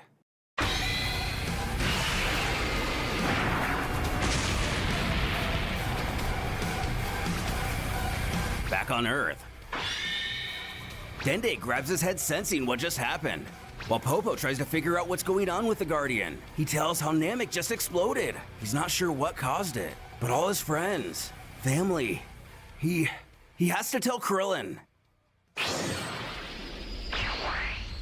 Rushing to the lookout, the God of Earth is amazed by his prompt response. He asks if Cell is the one responsible for this, but he couldn't tell. His divine abilities are not accurate enough to detect from so far away. He merely felt a gigantic cataclysm, then nothing. But if Namek outright disappeared that fast, a natural cause seems unlikely. It may be linked to the Dragon Balls, so everyone needs to be ready. Dende agrees, and as requested earlier, he told Goten to hide his ki and meet him here. It should take about an hour. Greeting the boy, he inquires what's going on. Skipping the Namek situation, he only mentions Krillin is in the Room of Spirit and Time waiting for him. Though since he had previously been looking for him, this comes as a pleasant surprise. It was he who requested him here. Again, the Guardian impatiently urges he go see him now. Not understanding time is of the essence, he talks about how Roshi told him Krillin was trying to push his limits. He wants to test himself by fighting today, doesn't he? Beforehand, he wants Dende to change his outfit. He has his clothing capsules with him, but it would be faster with his magic. Either somewhat understanding or simply wanting a new gi, the Guardian once more ushers him to the room. Excited, he's ready to spar. Though can't shake that Dende and Popo didn't seem like their usual selves. And why did he ask him to hide his ki if he's only coming here to train? Opening the door, the Void welcomes him once more. He calls out to Krillin he could have kept in touch if he wanted. Instead of being happy to see his student, he merely states he's been waiting for him. They don't have much time.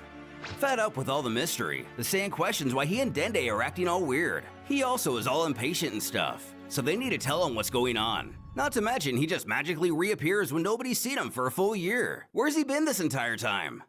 Without answering his question, Krillin tells him Namek has been destroyed, and they think it's linked to Cell and the Dragon Balls. So does this mean he thinks Cell is going after the Dragon Balls? But it's hard to tell. It is possible that he discovered the existence of Namek Set while traveling in space. The Namekians would never let him use them, but they still don't know if he's aware the Earth has Dragon Balls too. The boy begins to tremble at the thought that that monster Cell could be heading towards Earth. Now he understands why he had to hide his ki. Cell could have locked onto him and used the instant transmission. Krillin's happy to see they're on the same page and he remembers his training. Like he said, these are only suspicions, but he has a bad feeling. Only Goten has the potential to become strong enough to protect the Earth against Cell. He can spend 2 more years in here. He knows what to do. That's when it hits him. Isn't this the 3rd time Krillin has entered this room? Won't he be stuck in here forever? Though he assures him not to worry. He's a different person now. But Goten doubts that. He laughs. What's he talking about? guys, He doesn't seem to have changed much since the last time they saw each other. A frowny face and a cape don't make you a new person. He tells the kid enough joking. It's time the Saiyan unleashes his full power. He brings up that last month he went to Kame House. Grandpa told him Krillin was undergoing some special training to push his limits. He might be hiding his ki, but he can tell he's gotten stronger. To be honest, he himself didn't practice very much over the last 2 years. But when he learned he was trying to challenge himself, he decided to train again. His mentor is happy to hear this. Goten then quips he's gonna be surprised to see how far he's come in such a short time.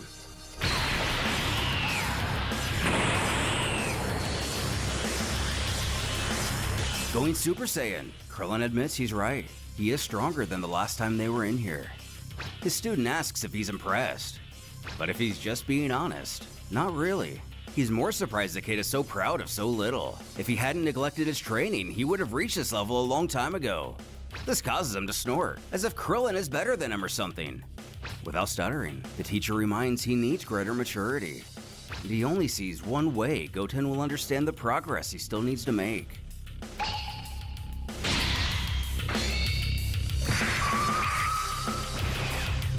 Knocking him out with a single hit. Krillin ushers him to bed. The boy is still only a teenager. He shouldn't have to fix the mistakes he's not responsible for.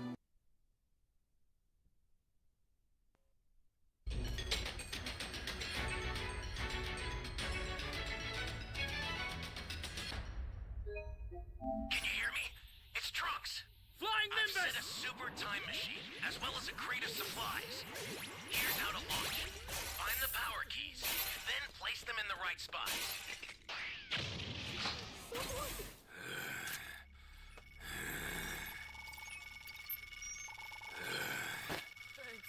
You're my savior.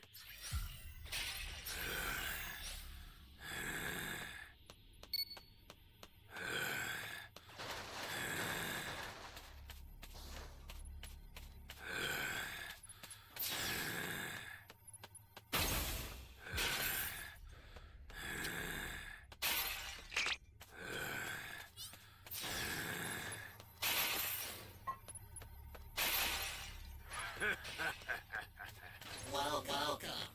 Thank you. Flying Nimbus!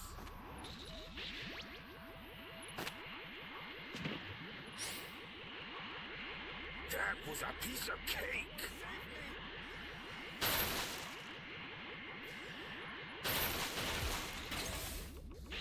You found a power key. Go slot it. Hey, great. You found another power key. Use it quick.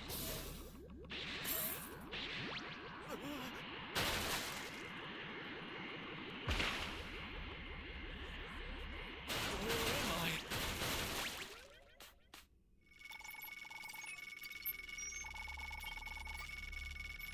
You be careful too, okay? That was easy. That's a new power key. Place it now.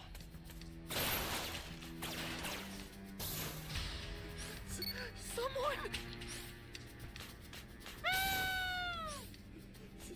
Someone! Nabu Angry! You're my savior. Flying Nimbus!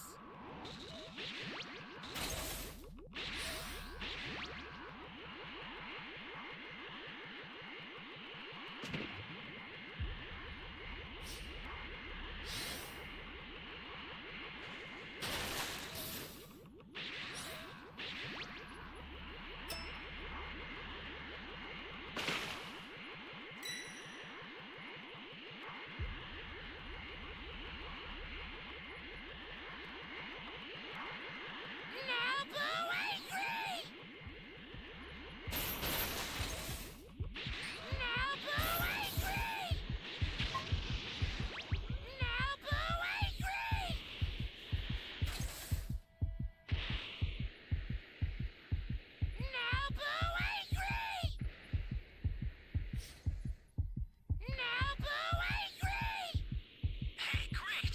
You found another power key. Use it quick.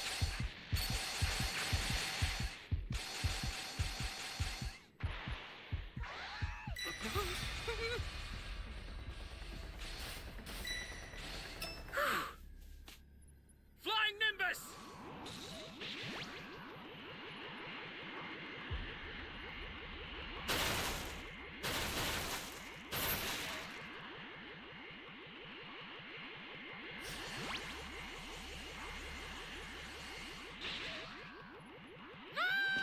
That's a new power key. Place it now. What's the big idea? Give me a freaking break.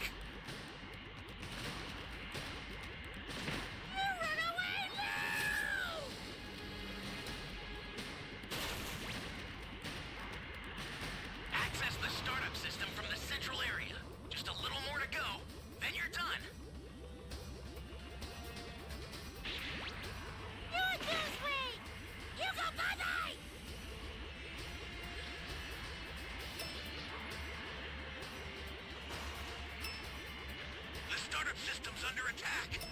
It's dangerous, so tread carefully if you want to get closer. The startup system is under attack.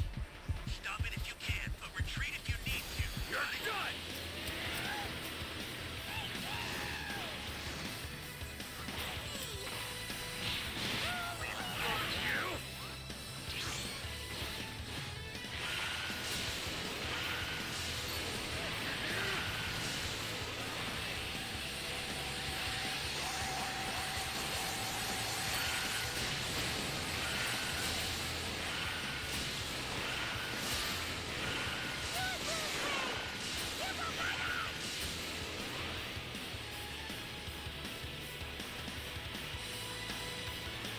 This is bad.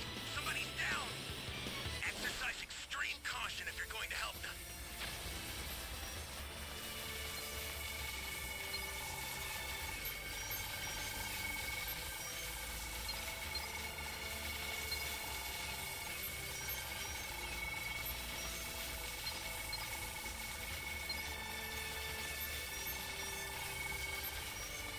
Flying Nimbus! An ally needs your help. You don't know what danger awaits. Think before rushing in.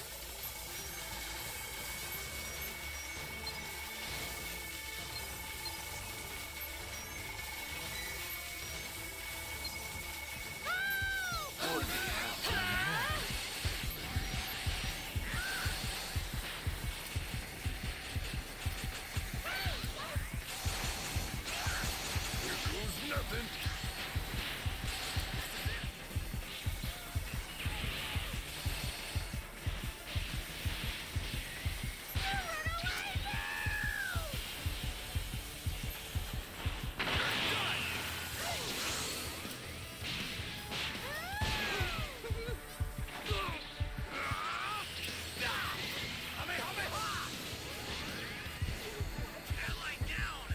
If you intend to rescue them, watch out for enemies.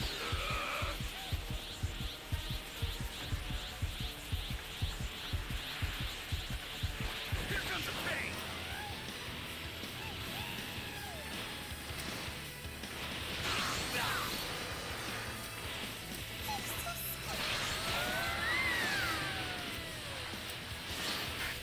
Startup system destroyed.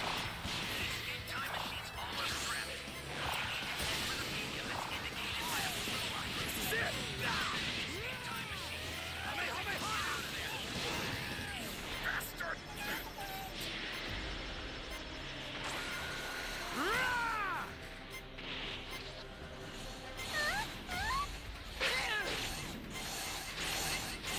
An ally needs your help. You don't know what danger awaits. Think before rushing in.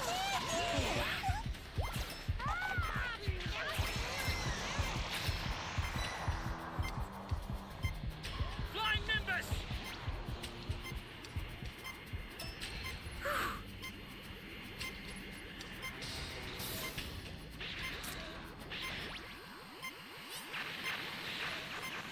This is bad. Somebody's down. Exercise extreme caution if you're going to help them.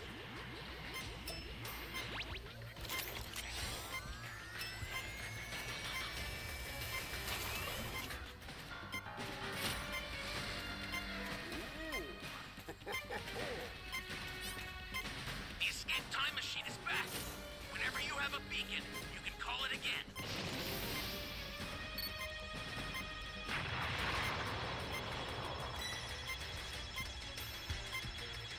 Are you okay? My hero. I'm so scared. I'm close. An ally needs your help. You don't know what danger awaits. Think before rushing in. Well,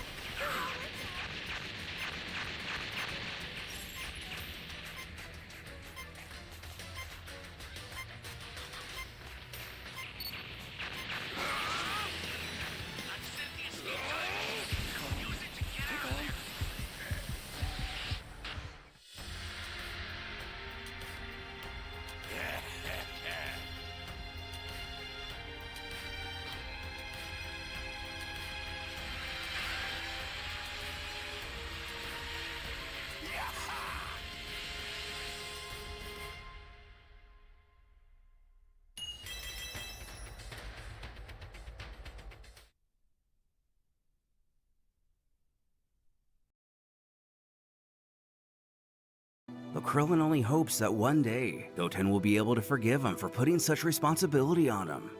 Nevertheless, Goten is not some random teenager. He's Goku's son. Humanity's fate is in his hands. He is the planet's only hope. After teaching him a lesson in humility, Krillin has no problem waltzing out of the room. It appears his new power trumps the preset rules of the chamber, which doesn't surprise the god. He hardly doubted it would pose any issue at all.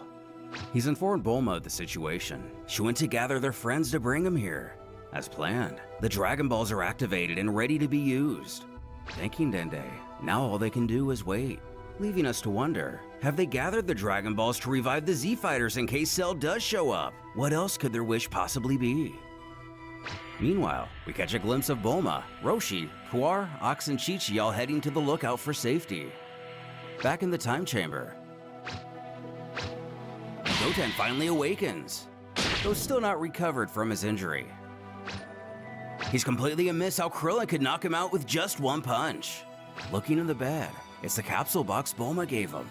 If we remember, one of the Dino Caps is a gravity room, which is perfect. He's got everything he needs to train seriously. He doesn't know how Krillin became so strong, but he's learned his lesson. He's gonna train like never before and push his own limits. And if Cell ever does come back to Earth, he'll make him pay. And also make Krillin pay for putting him in so much pain. Opening the capsule, it's revealed to likely be the exact same gravity chamber Vegeta trained in, or at least a similar model that Goku used to take to Namek. Walking inside, he takes a close look at the interface. If the boy's correct, Vegeta would train at 400 times Earth's gravity, though he figures himself to be much stronger than the prince, so he's gonna start out at 600. Luckily, his ego doesn't get the better of him and he's able to withstand the difference. While moving at this level of resistance isn't as easy as he thought it would be, it's exactly what he needs. The first time he came here, his aim was to reach and master Super Saiyan. Now that he's done that, he needs to go back to the basics like he did when he first started training with Krillin in the first place. Thanks to this room, he's going to be able to considerably raise his strength and resistance in his base form. This way, he'll be able to push all his limits when transforming. Outside, the gang gathers on the lookout. Bulma is seen setting up an array of machinery. She explains how she's placed all her drones in observation mode, and their cameras are connected to all these screens. If something unusual happens on Earth or even in their solar system, they will know. So for now, they play the waiting game. But for some reason, Krillin decides not to re-enter the Room of Spirit and Time. Does he believe he's peaked yet again? Or is it possible he just wants to be ready at all times? While inside the room, Goten continues to train as hard as possible. Immediately after waking up and taking care of the morning routine, he's instantly back in the gravity chamber, growing stronger every day. Though unfortunately, it wouldn't be long before our hero's worst fear becomes realized. Cell finds disgust in how much humanity has managed to restore itself in his absence. Not only have they rebuilt their cities, but judging by how many key signatures he senses, they have also repopulated as well. Below, people slowly become aware to the presence of a man floating in the air, while not immediately recognized as the monster who once terrorized this world. Cell has no issue in reminding him who he is.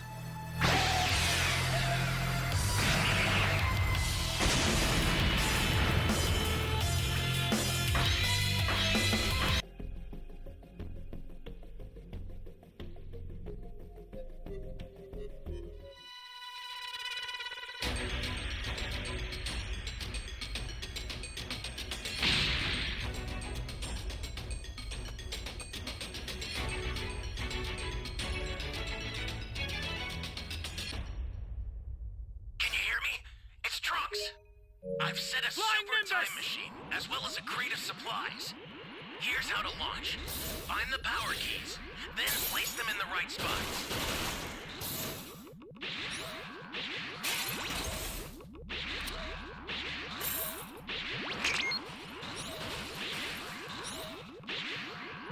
I've arrived, at last. You found a power key. Go slot it.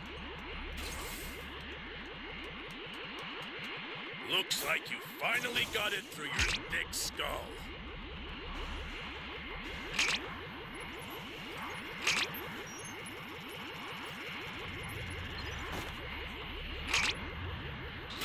What an absolute fool you are!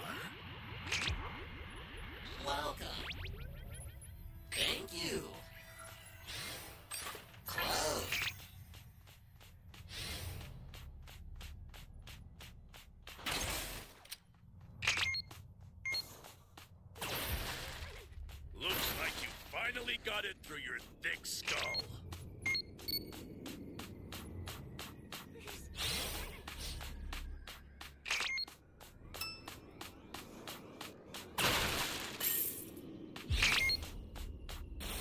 That's a new power key. Flying Nimbus! Place it now.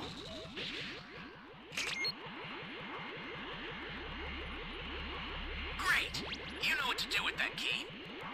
What an absolute fool you are!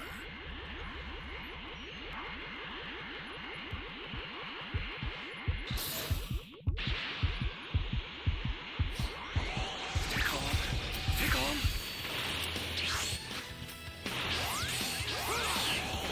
What an absolute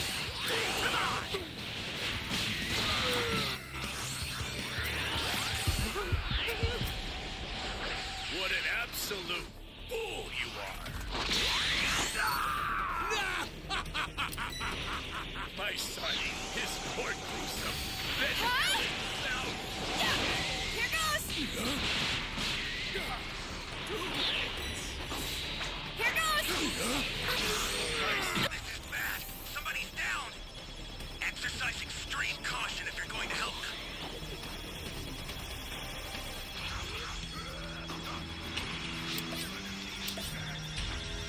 I owe you one.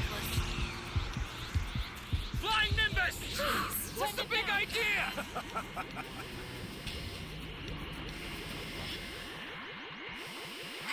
Freaking great. That's a new power key. Place it now.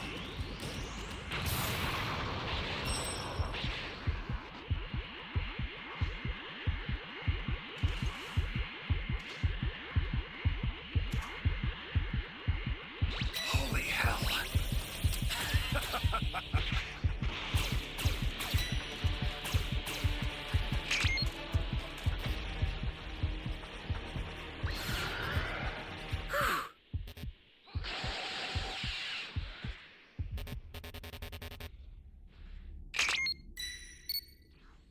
Flying Nimbus! Great. You know what to do with that key.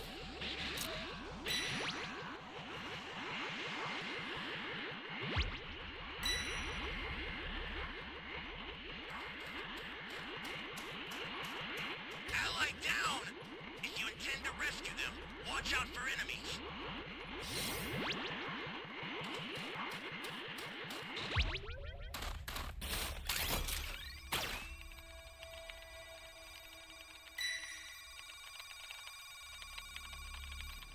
This is bad. Somebody's down. Exercise extreme caution if you're going to help them.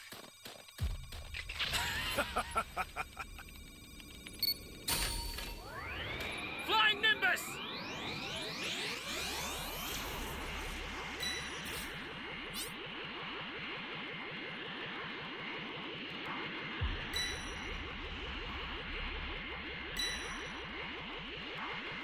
Ally down! If you intend to rescue them, watch out for enemies.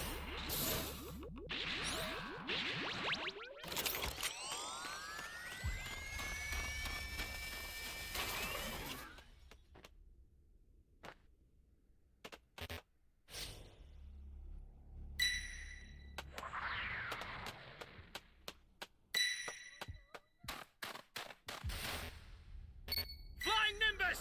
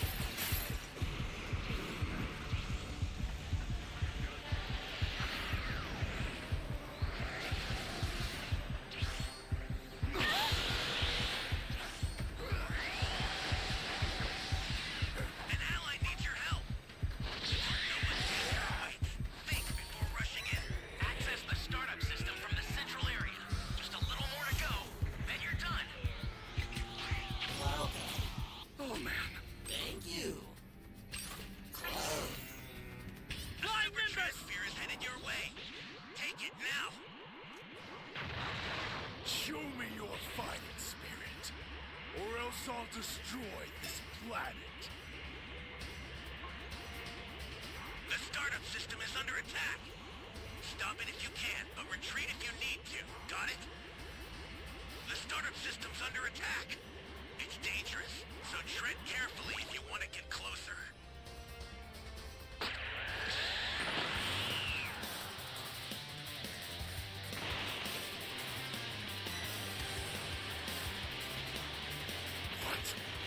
What was that? This is bad. Somebody's down. Exercise extreme caution if you're going to help them. I'll send some supplies to help. Make good use of them.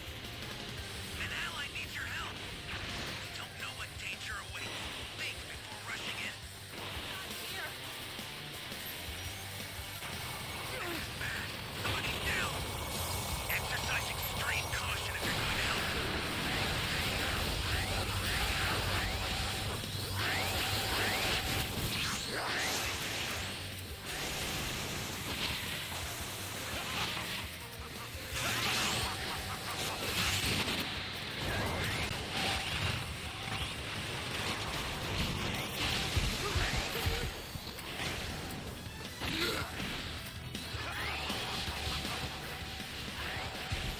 Bastard!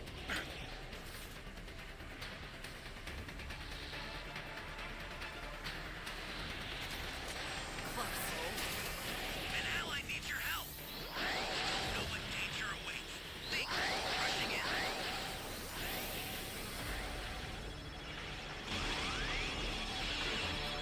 I owe you one. Down. If you intend to rescue them, watch out for enemies. Bastard! An ally needs your help. You don't know what danger awaits. Think before rushing in. This is bad. Somebody's down. Exercise extreme caution if you're going to help them.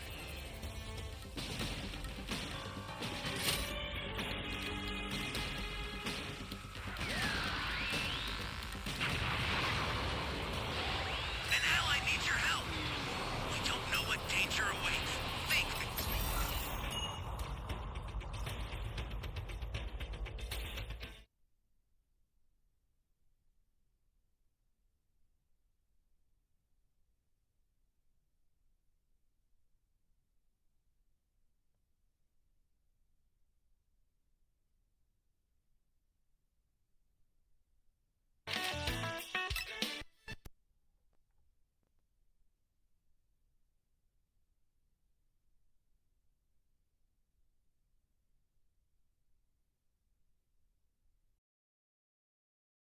With that blast, everyone on the lookout is made aware of the situation. All of their gravest concerns are confirmed simultaneously. Cell destroyed Namek, and now he's returned to Earth. Of course, Chi-Chi and Bulma are confused. Neither can sense energy, and Bulma's drones haven't detected anything. When the machine begins to ring out, there's no longer any question about it. Krillin was right. Cell's back. He's here. Everyone wonders what they're going to do now. Goten hasn't spent a single day in the room yet. Chi-Chi suggests they resurrect Goku or Gohan or they're all going to be killed. Cool and confident, Krillin presses they not worry. He's going to hold back Cell until Goten gets out of the chamber. For the rest, he simply tells his friends he's counting on them. Taking off, Krillin leaves to confront Cell by himself. Popo can't believe he's really going alone. But this is the only way to stop him from destroying the planet before Goten's ready. As the air still settles from his attack, Cell smirks. He thinks they were happy to see him. He had forgotten how humans can be so weak. Another completely useless species of the universe.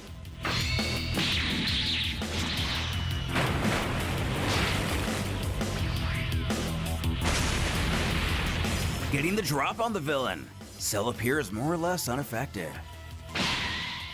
He mocks what a less than delicate way to say hello to an old friend. They'll just chalk that up to him being a little emotional in the reunion.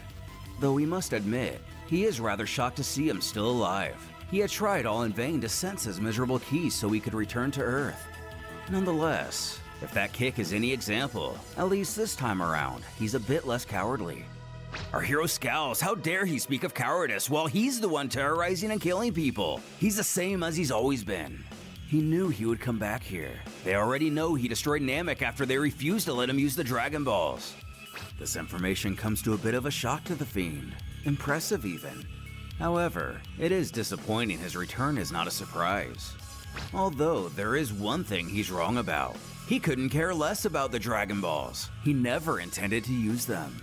However, the existence of such artifacts is a threat he can't afford to ignore. Only strength matters. He won't tolerate that kind of magic. In order to avoid potential mishaps in the future, he decided to annihilate every planet in possession of such wizardry. After Earth, there will only be a single world left in possession of such a creation. The situation turns out to be even worse than Krillin feared. Not only does Cell know of the Dragon Balls on Earth, but would rather do away with the planet itself than risk them ever being used again. Lucky for our heroes, Bulma's drone seemed to pick up on the conversation.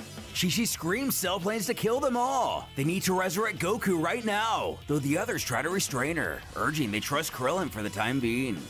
But will he be able to hold off the bio-android long enough for Goten to finish his training? Even if he does, unless he unlocks Super Saiyan 2, will he even stand a chance? And how much stronger has Cell gotten?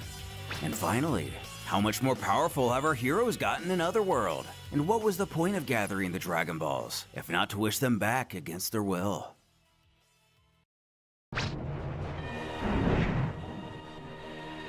Facing off with Krillin after receiving a surprise kick from the Earthling, Cell urges them to rejoice today. For the time has come for him to finally join his friends in the afterlife. He better be sure not to forget to give them his best. You know, in memory of the good old days. It feels like forever since he himself got to see the old, dead gang. It must feel even longer for him.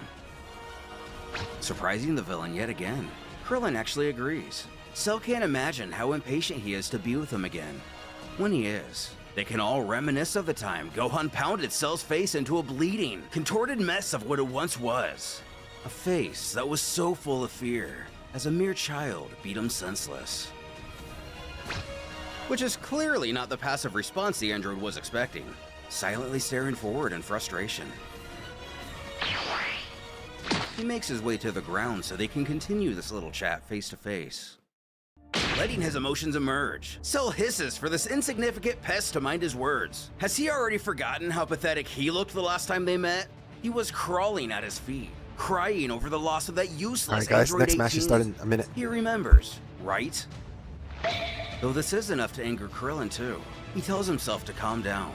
He can't take Cell on by himself yet, so he has to buy some more time for Goten. Given his present demeanor, Cell figures that's all it took for him to return to his cowering self. Just a little refresher. The Earthling tells Cell he's curious about something. Cell has been terrorizing the entire universe for 13 years. Surely he's been to many places and fought many warriors. In all that time, has he met even a single one who was strong enough to face him? Who admits the universe is vast and full of civilizations. However, they are only as formidable as their greatest weakness. He devastated many galaxies, eradicated thousands of solar systems, killed billions of people. And among them, only a handful of warriors were able to entertain him. To be honest, he could only count them on one hand, and none of them are alive today to testify otherwise. Alas, it was only here where he was ever able to find a true challenge. But look where they are now. And Krillin thinks that's bad too. Things would have been a lot easier if he had never faced a challenge at all, even small ones. Likely fearing anything above a massacre would only make him stronger. It is, however, worth noting, it's unlikely Cell has done much genuine training or received any significant Zenkai boost during his time off world. Of course, if his statements are to be believed. Have a lookout. Already aware of his arrival, Dende and Popo tremble with fear as they listen in on the conversation. This monster brags about the billions of lives he's ended. Dende can't even imagine the atrocities that he's committed throughout the entirety of the universe. Bulma can't believe they managed to find someone even worse than that cretin Frieza.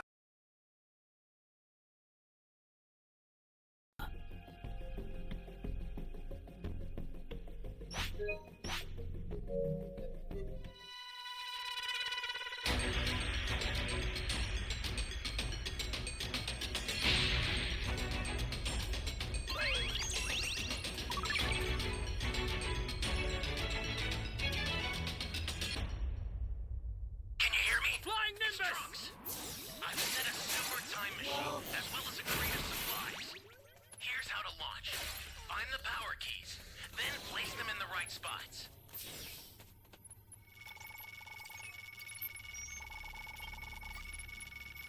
Thank you very much.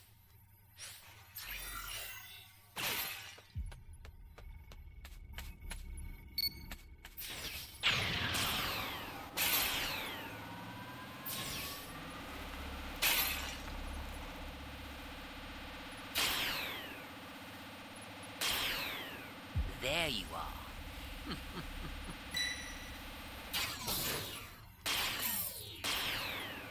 Welcome. Thank you.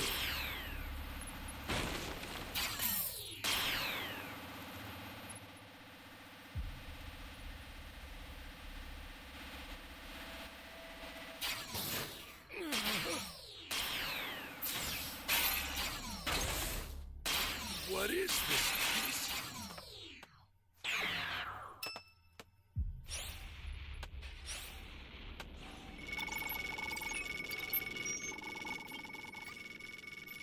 Thanks.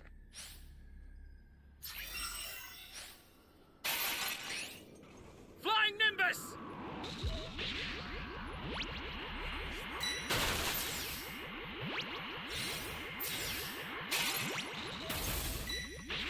Out there.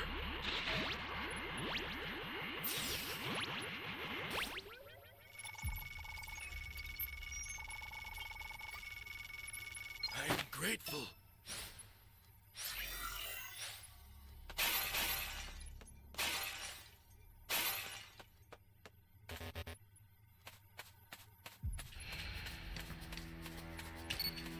Flying Nimbus!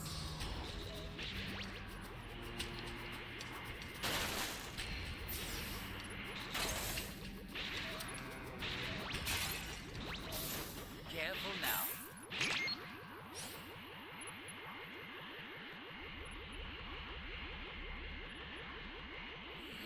An ally needs your help. We don't know what danger awaits. Think before rushing in. Thanks. You found a power key. Go slot it.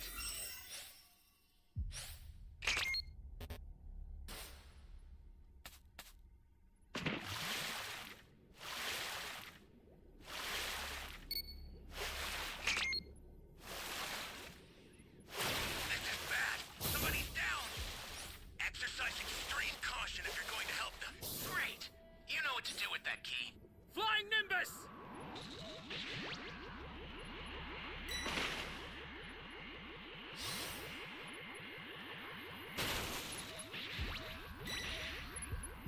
Stay calm. Stay calm.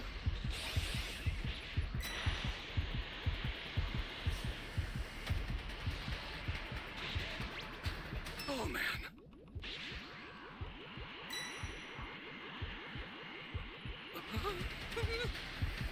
All right? An ally needs your help. We don't know what danger awaits. Think before rushing in.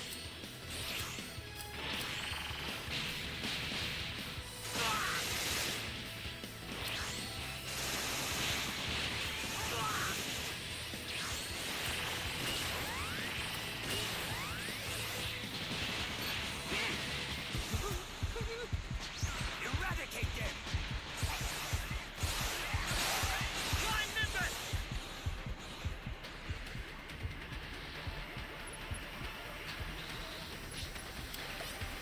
Oh, man.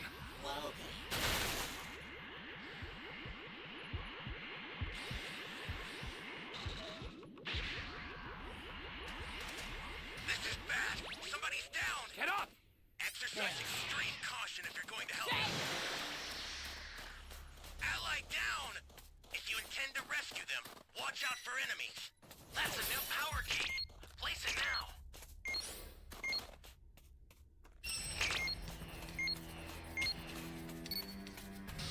Great.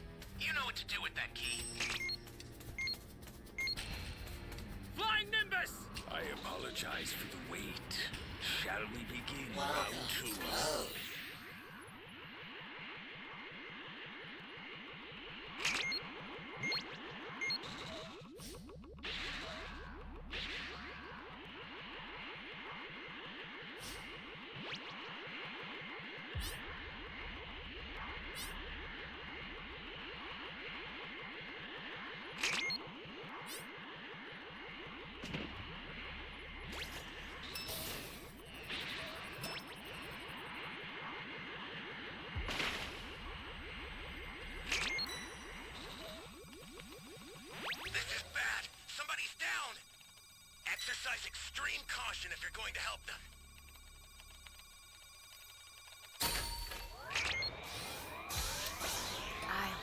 bad.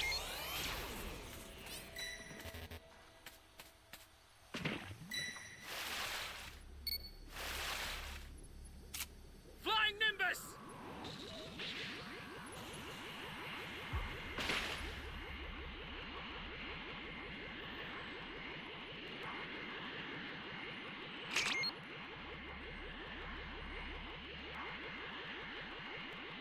An ally needs your help. We don't know what danger awaits. Think before rushing in.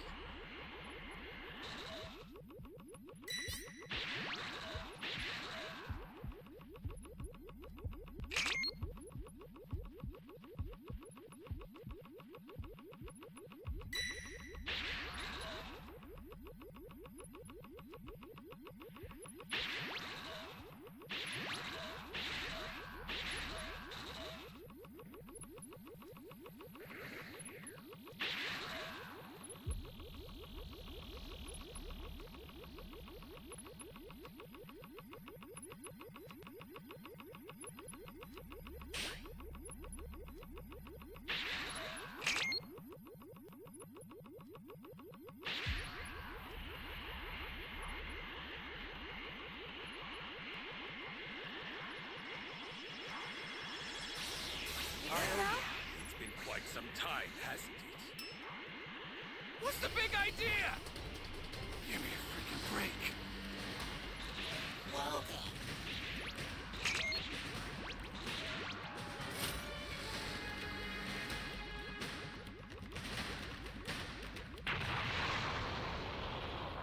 Access the startup system from the central area. Just a little more to go, and you're done. Holy hell. Here comes the pain!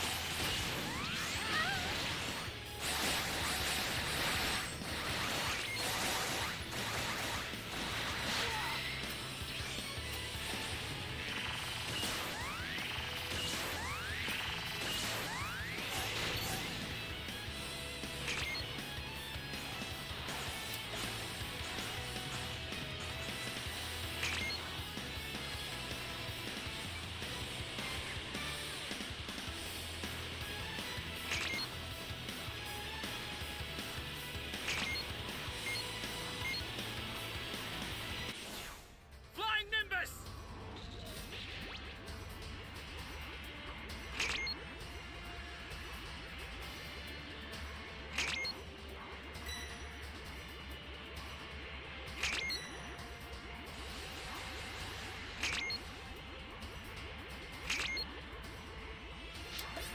This is bad. Somebody's down. Exercise extreme caution if you're going to help them. I'll send some supplies to help. Make good use of them.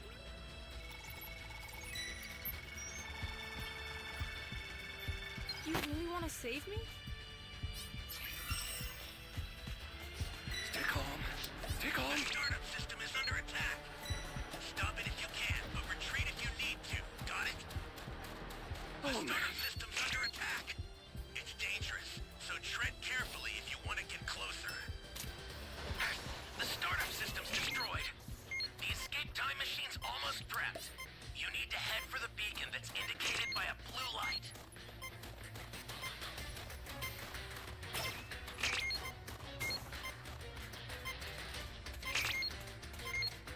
I've sent the escape time machine. Use it to get out of there.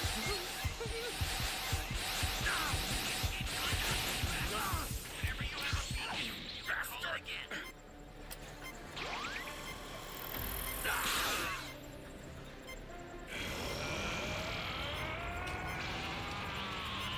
I'm so sick of these guys not wanting to fight, man. Like, why do you play the game? Just to escape on the escape time machine, bro? You have given me no choice. It's time to show you. Prepare for my full power! Jeez. Are you sure? Ready, fist!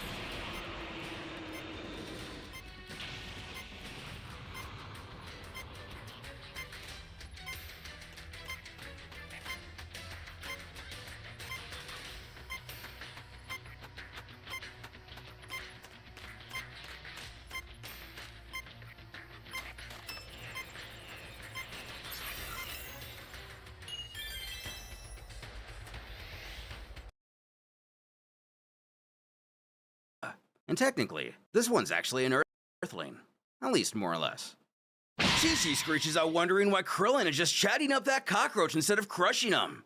But every passing minute matters. For every 10 minutes that passes out here, it's equal to more than 2 days for Goten in the hyperbolic time chamber. As we ourselves take a glimpse in. Goten narrates to himself that he's been in here for almost a year already. Time really flies when you're busy. 2 more weeks and he thinks it'll be about the right time to leave. But first, he definitely needs a haircut. Since entering this room, he's gone further than he ever expected with his training. He really thought he could never be this strong. He wants Krillin to trust that if Cell ever comes back, he'll make sure that it costs the monster his life. Mind you, until this point in the story, Goten only really knows of Cell through the tellings of the remaining Z Fighters.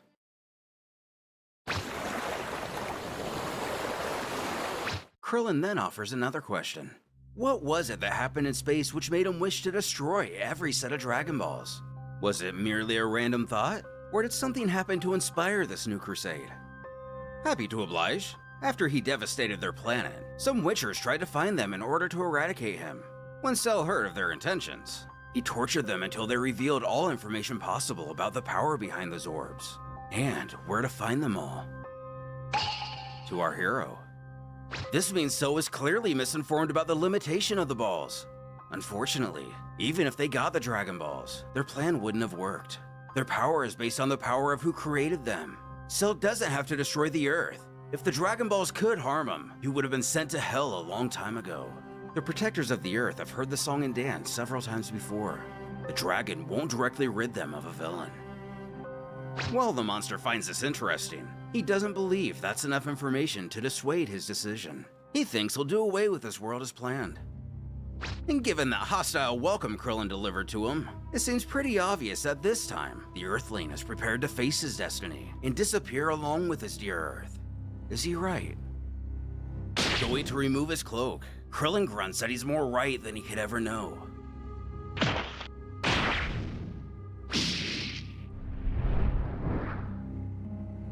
Assuming he was just going to go without resistance, it seems to Cell that the human would like an honorable death.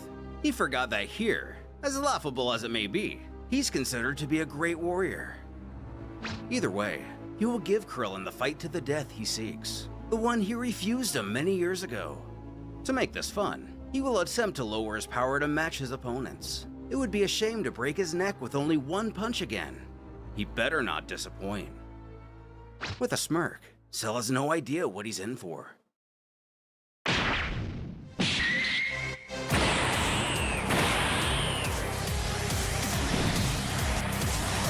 Powering up, the villain can't help but notice that Krillin's hiding his key, even despite powering up. Though he shrugs this off as no matter at the end of the day, unaware Krillin is an android and his key is not able to be sensed at all. He scoffs that at least one of them is taking this seriously.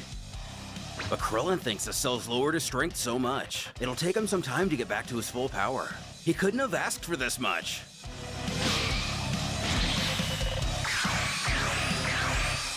The after image technique. How ridiculous.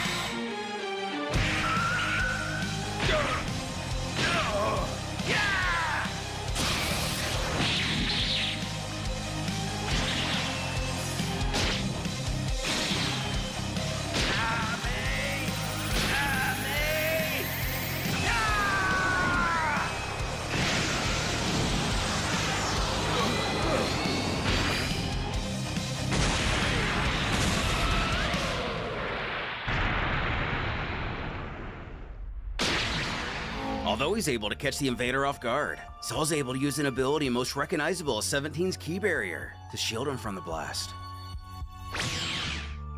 Krillin curses that after all of that, he's already back on his feet. His regeneration ability seems to be even more efficient than before. It's like he never attacked him at all. From what he's saying, it seems like the ability Cell uses to restore his body might now be able to work as an all-around healing factor, healing each individual damaged cell. Though his pride appears as wounded as ever, he snarls at our hero to touch down on the ground this instant. He utters that besides that little brat Gohan, Nobody has ever punched him with so much strength. In all of Jiro's research bestowed upon him, Earthlings are completely incapable of such power. He demands Krillin explain what happened to him, who lets out a bit of a scoff at this. He thought Cell was the perfect being. He's supposed to be more perceptive than this. From where he's standing, it seems like it should be pretty obvious. The villain shouts for his useless human prey to stop acting so bold and answer him, or he will kill him right now. But human, Cell is mistaken. The two of them are actually brothers now. They belong to the same family. After a short moment of shocked silence, Cell bellows out with laughter at such a claim. However, it's not that he's in denial of what he's saying could be true, but the irony. Krillin has become what he despises most in the world, an android. How pathetic! The worst part of all of this is that he ludicrously did this with the hopes of defeating him, right? He must know that even as an android, he is nothing more than a miserable insect when compared to his own perfection. However, he does have the feeling that he will be able to entertain him more than expected now. At least enough to not accidentally kill him too soon.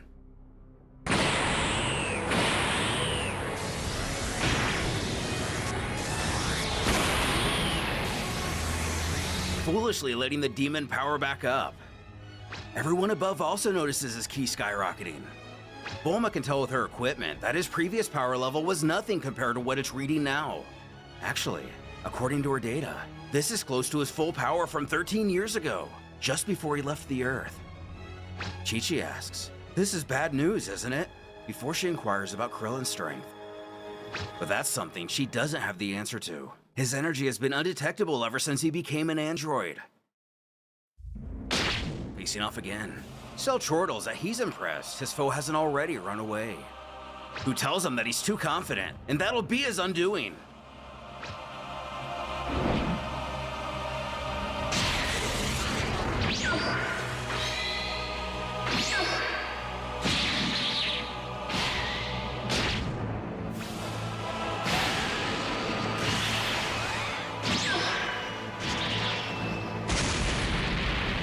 Instant transmission is really a fantastic technique.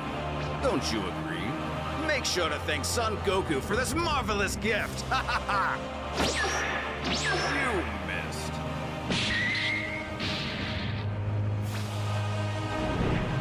As Krillin hits the dirt, Cell can see that he's grown much more resilient over the last dozen years or so. The old Krillin would have been long dead by now. He must have been dedicating every minute of his life just for this inevitably futile moment. But they're just warming up, and he only hopes he hasn't reached his limit yet. Cell still has to pay him back for that little sneak attack from before. Today, Krillin will face a slow and painful death. Getting up, despite his level of new strength, Cell's raw power is still indeed largely superior to his own. Close combat is too dangerous, and it's not smart to try matching him blow for blow like this. Actually, it would be best to borrow one of Goten's tactics. But what could he mean? Krillin gasps that Cell does pack quite a punch. But you know what surprises him more? His lack of speed. He's so slow.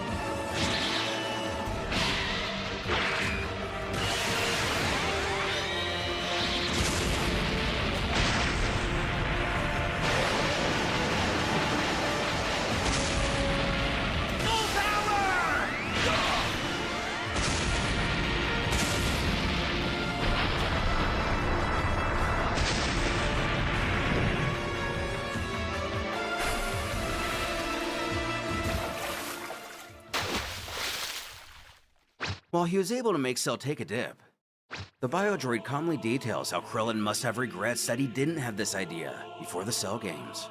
If he were an android prior, he could have easily defeated him. But does he mean the Cell games itself, or simply before he reached his perfect form? He ushers them to get back to land once more.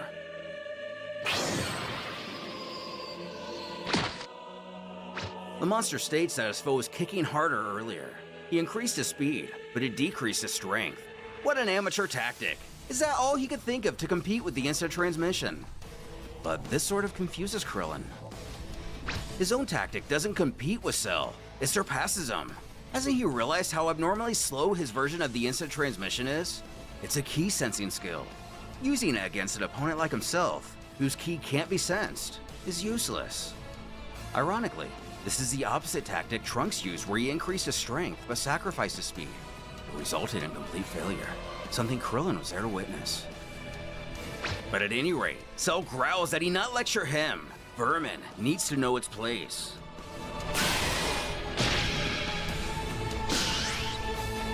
Using his telekinesis, the Fiend smiles at his foe is abruptly way less talkative. Did he forget he could do this? Gets over here.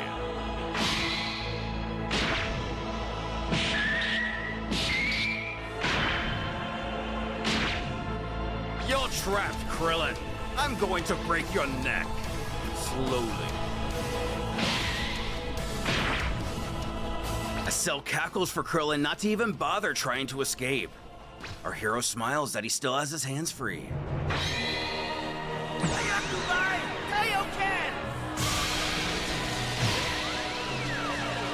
Using what he calls the solar flare times 100, blood pours from the villain's face. He screams out in pain from the damage caused to his eyes. That was no ordinary solar flare. His eyes are completely calcinated. That's going to cost Krillin so much more. Yaiba! Tienzan!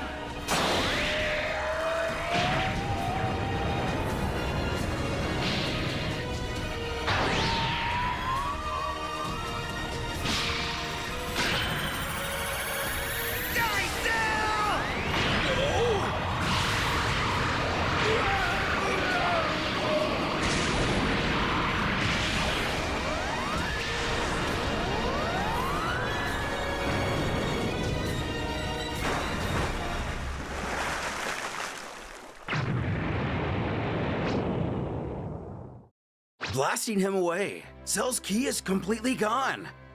The others cheer out in excitement and relief. None of them are getting readings of any kind of Cell's energy. Krillin did it! While in South City, the people there feel a terrible rumbling coming from the ground. Is it an earthquake? And what's that explosion off that nearby island? A couple of these people we recognize, though never had much of a chance to make an impact in the story. When a devastated Cell appears before Mr. Satan. Stammering, he too recognizes this beast all too well. After regenerating, Cell thinks to himself that if he hadn't teleported here in time, that loser would have killed him. That's the second time that worm has forced him to regenerate, which at least mostly debunks the healing factor theory from before. It means Krillin obliterated him early in the fight as well. But now back in full force, Hercule tries to guard his daughter and tells her to get away. The android scoffs that he remembers this Earthling. He was the buffoon who clowned around at the opening of the Cell games.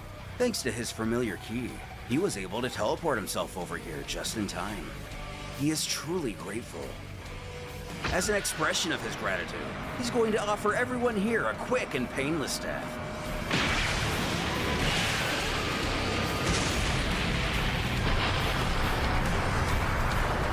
The energy from Cell's attack making its way back to Krillin. He can't believe he found a way to survive. His energy and vitality seem to be the same as earlier too. Reducing Cell City to rubble. And logically, Videl and Mr. Satan too. Cell has had enough of this little game. He is now going to crush Krillin.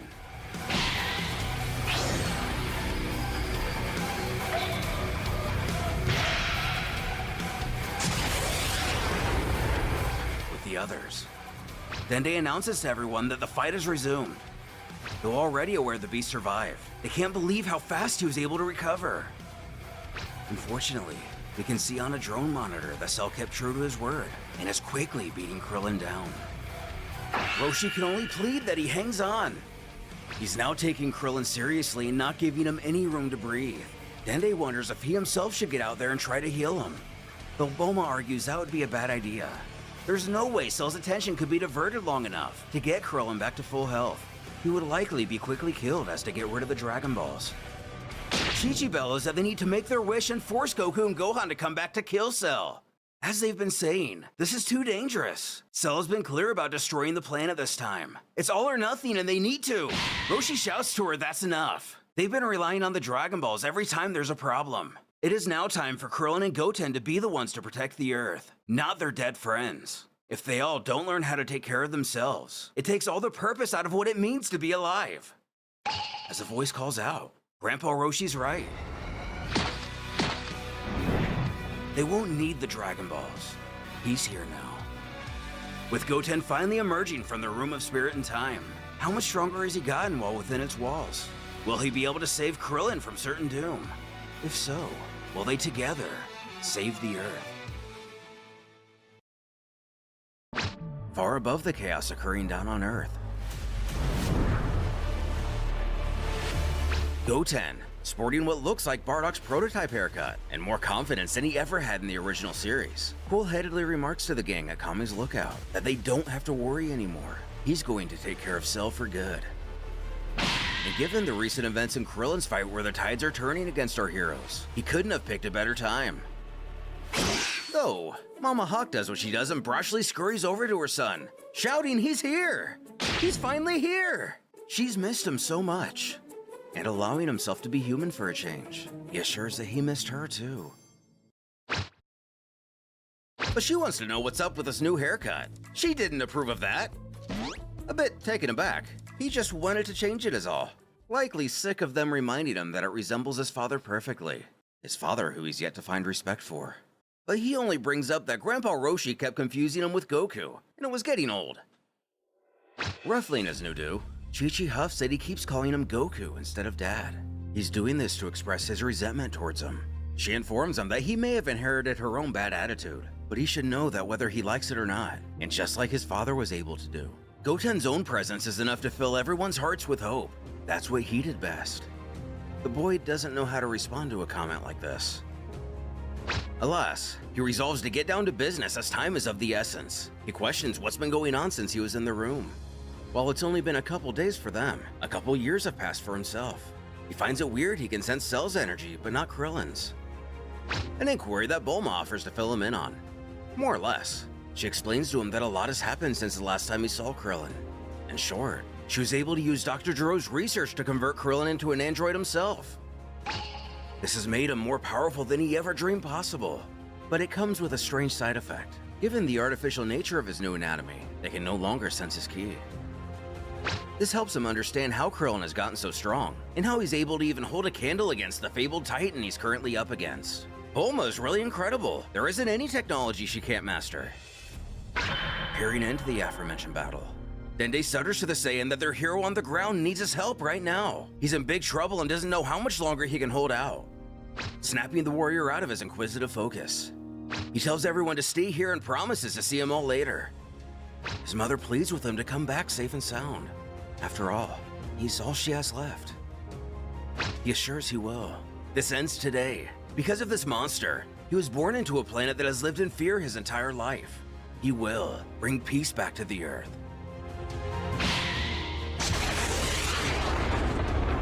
As they watch him courageously blast off into the distance, Bulma has to compliment Chi-Chi that her son has really grown up quite well. And all things considered, this is probably the best they could have hoped for. But all his mother can think about is how this darn hyperbolic time chamber just took 2 years of her child's life away from her. Then again, if he's able to stop Cell, 2 years is better than all the years. Making his way down from the clouds, Korin bellows for him to wait up as he's passing by. Though trying to remain as polite as possible, he apologizes that he can. He's in kind of a rush. But knowing how important this is, he quickly tosses him something, telling him to catch. It's the last Senzu, the one that Yajirobe selfishly hides in case of emergency. But he's sure Goten will be able to make much more use out of it than him. Thanking him, he carefully grasps it in his left hand without any issue. Before gunning it to Cell's ki, he promises Master Korin he will rid the world from this monster for good. Growing serious at the tone of the harsh reality he's now faced with, everything he's worked for has culminated in this moment. He only hopes that Krillin can hold out a little bit longer.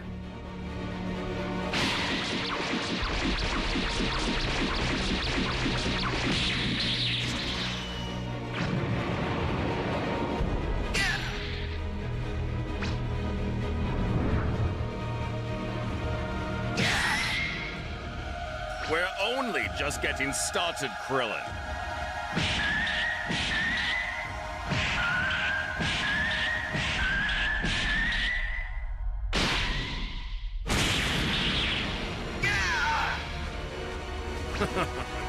Now do you understand the gap between a vulgar android and perfection?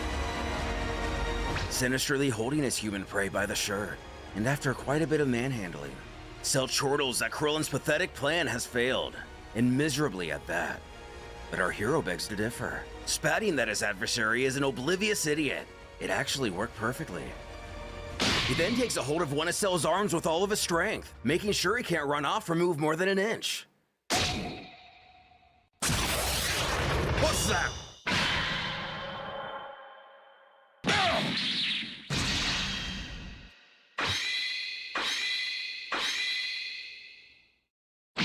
Having Cell take a seat, Goten arrives just in time to give Krillin a well-needed breather. As the pair happily greet each other, the latter smiles that he's really glad to see him. That was quite the entrance he mocked up there. He didn't even feel his ki until the very last moment. A second longer and he might have been a complete surprise. However, a question must be raised about the android's fight with Cell. Was Bulma truly able to emulate the essentially infinite energy factor that existed within 17 and 18? Or did she? And it still wasn't enough to hold off the Fiend. But showing rare shades of the Goten we know from the original story, or maybe a piece of Gotenks even, he chuckles that of course, the great hero always has to stick the landing. And judging by the state he's in, he thinks he arrived in the nick of time. If he had decided to drag his feet in getting out of the time chamber for another minute, he might have been in trouble.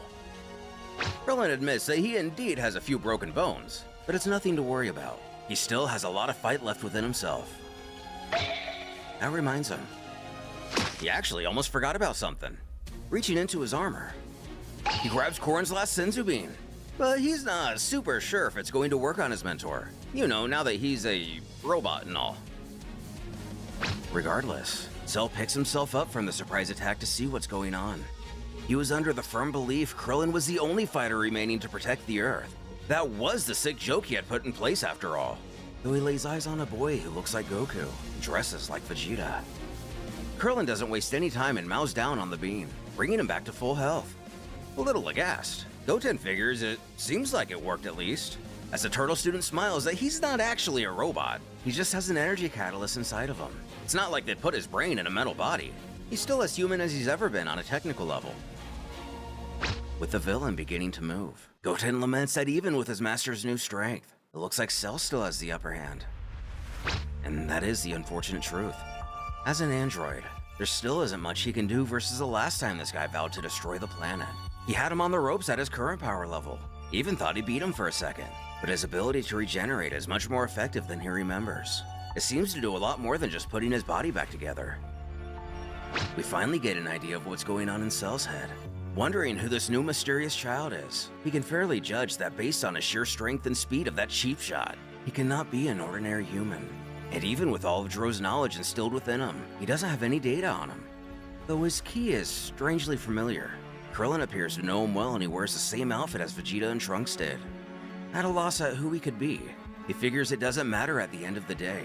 He's simply another bug to squash. Another toy for his amusement before he does away with the Earth and the Dragon Balls once and for all. The Fiend scoffs at the pair mockingly, begging the question, so this was Krillin's plan all along? To wait for his little friend to show up and face him? This is ridiculous.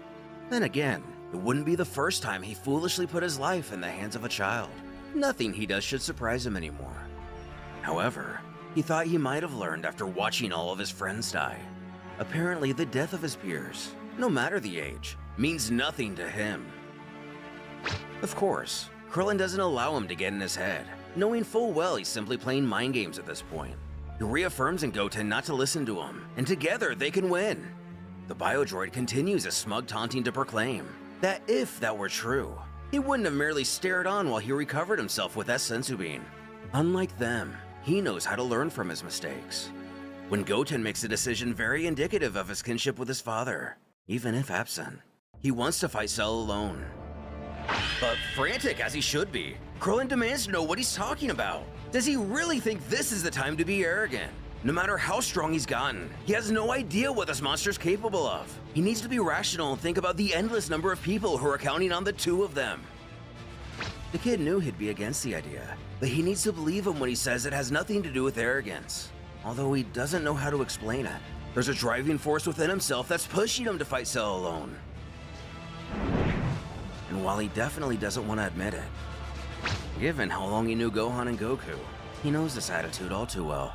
He sighs in frustration and resignation, but there's no point for him trying to argue against the child's wishes. That's simply his competitive Saiyan blood talking. It's the same kind of thing his dad would have said. He may have cut his hair while in the Room of Spirit and Time, but he's still acting exactly like him.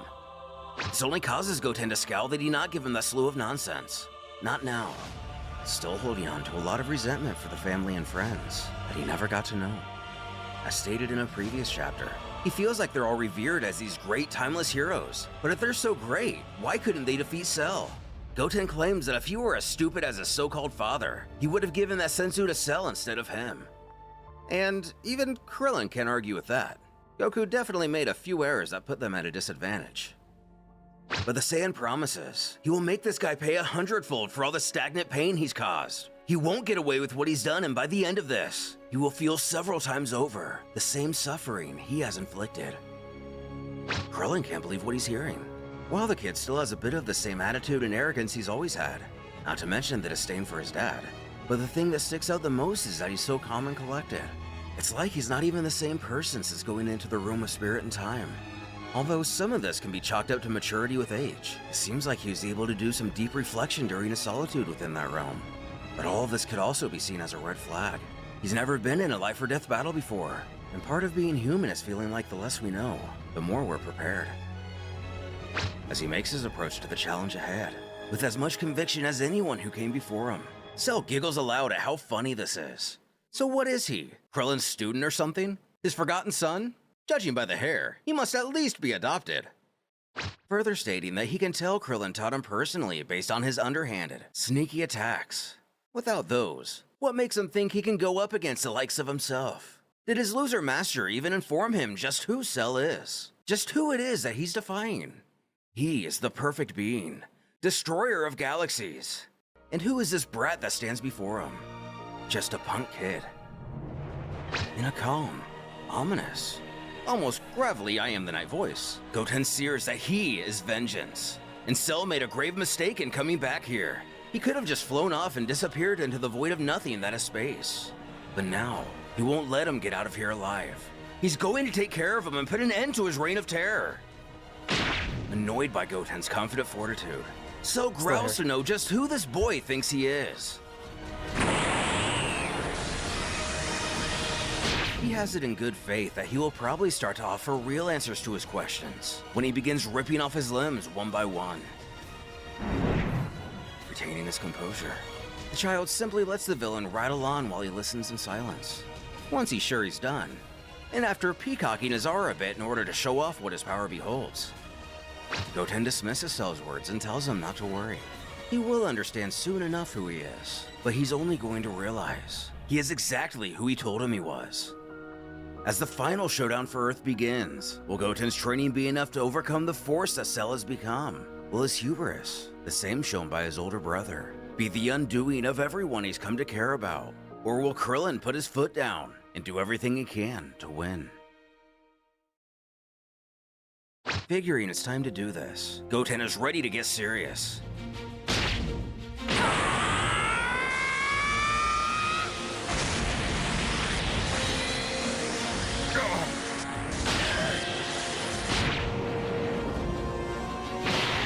At last getting to let loose in his Super Saiyan form, a state that Krillin would only very seldomly let him train in.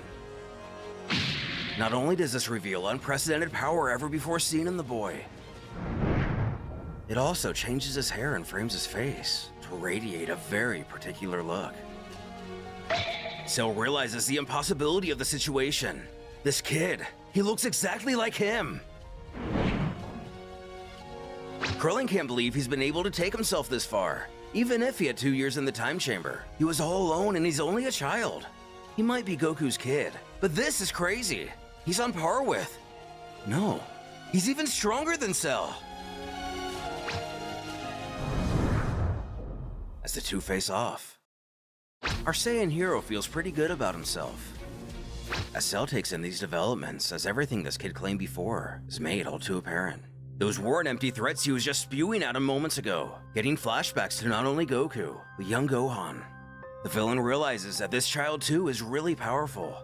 At this rate, and if this isn't even the max of what he's fully capable of, if Krillin were to jump in, this fight could become very problematic. Our villain returns to his cold, calculated nature. He lets it be known that he didn't know that after Gohan, their dear departed Goku went on and produced another begotten offspring. Whether dead or among the living, he still finds ways to get on his every last nerve. Nonetheless, it's quite the unexpected gift. A gift from destiny. It'll be a great pleasure to eradicate the last of the Sun bloodline. He mockingly quips that it saddens him to know that he's grown up without his father or brother, even if they were hopeless fools, deluded by the idea of standing a chance before him. But Goten needs not worry about any of that. He'll be meeting them soon in Otherworld. But before, he's going to make him feel pure terror itself.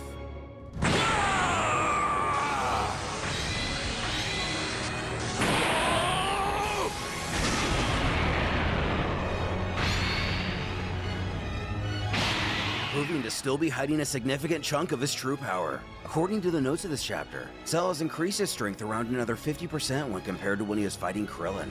Could Goten really be enough to actually stand up against someone like this? A preview to our answer isn't long to reveal itself. The boy himself appears completely shook at this recent surge, mirroring the idea that he jumped into a battle this serious far before he was mature enough to do so. The biological android cackles out as confidently as he ever has before. While it was cute that the two of them thought they actually stood a chance against perfection personified, it was all a pipe dream. Or actually, a fever dream is more like it. And judging by the look on the child's face, he feels the same. Cursing himself, Krillin had a feeling this entire time that he wasn't going all out, but he wasn't expecting such an intense increase. It looks like his own fight against the Fiend may have been more of a lost cause than he even realized. This is really bad. If anything, they're going to have to team up after all, and even get a little creative if they want to have a shot here. As Goten tries to continue to process everything that's going on, he doesn't appear certain about his strength at all anymore.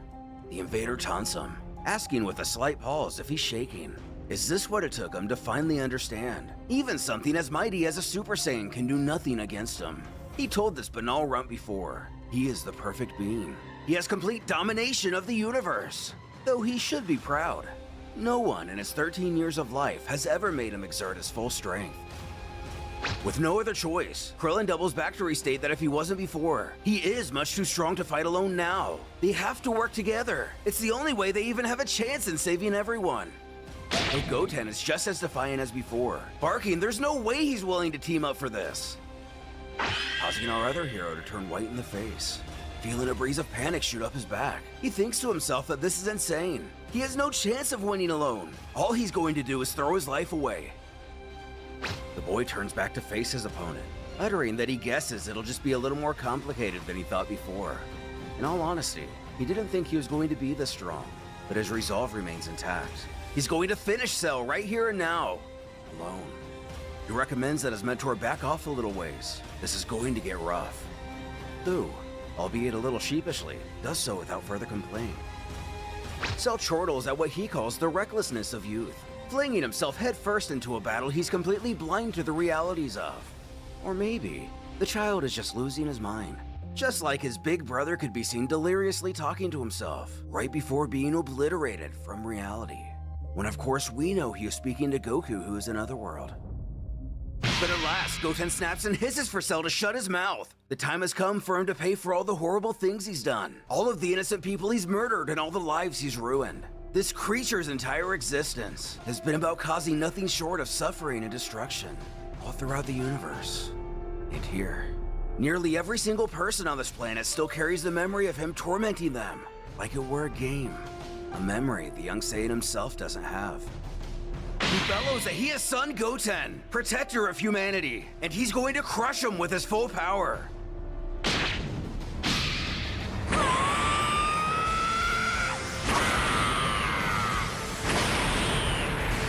What's this? As Goten gives it his all and furiously powers up again.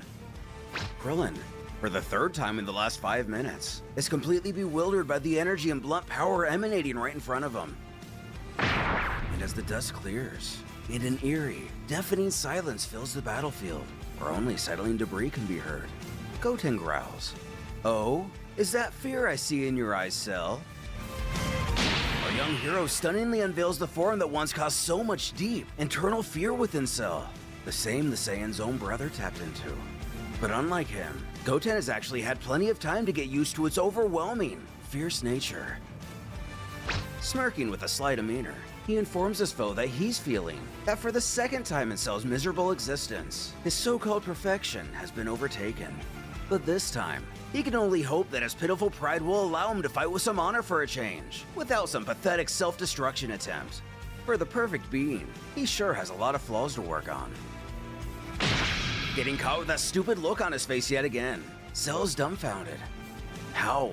How is this possible? This must be some kind of sick prank the universe is pulling on him. He thought only Gohan could use that power-up.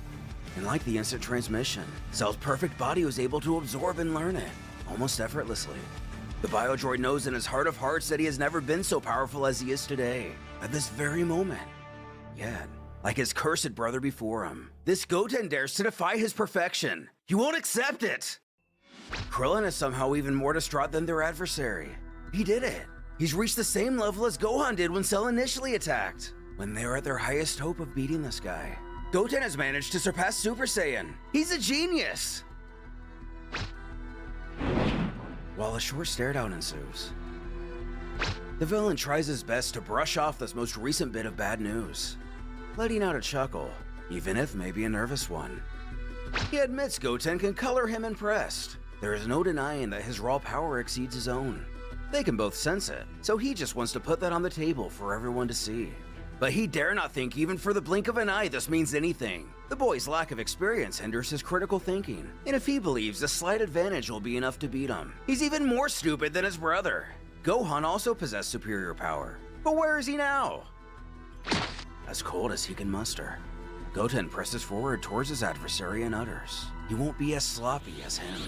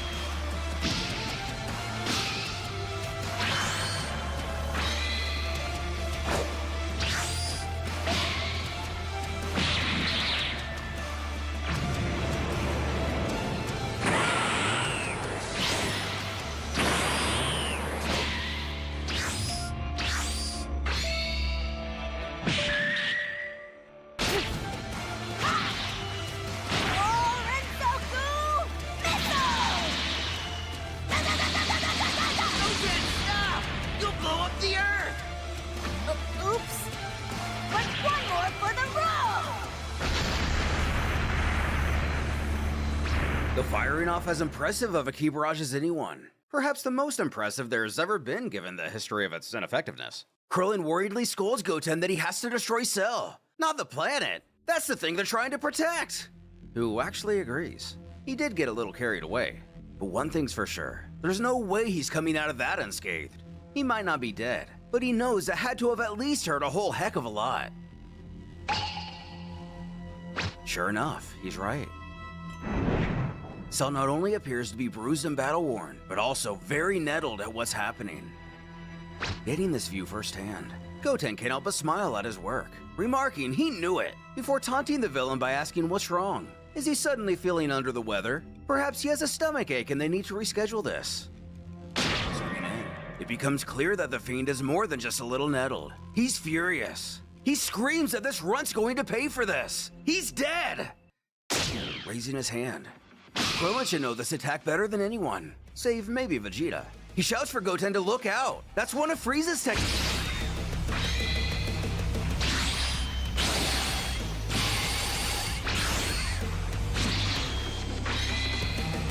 Take this!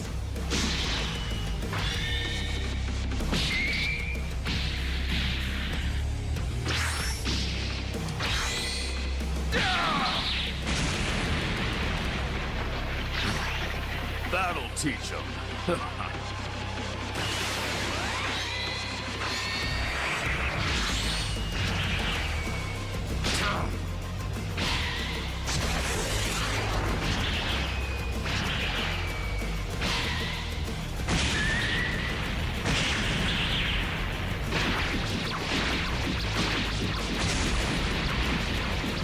While their attacks echo and rumble through the entirety of the planet.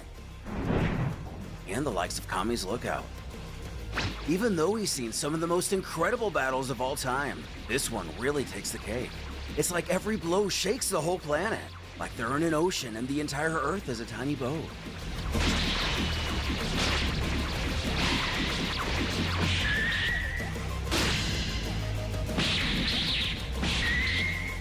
You scum!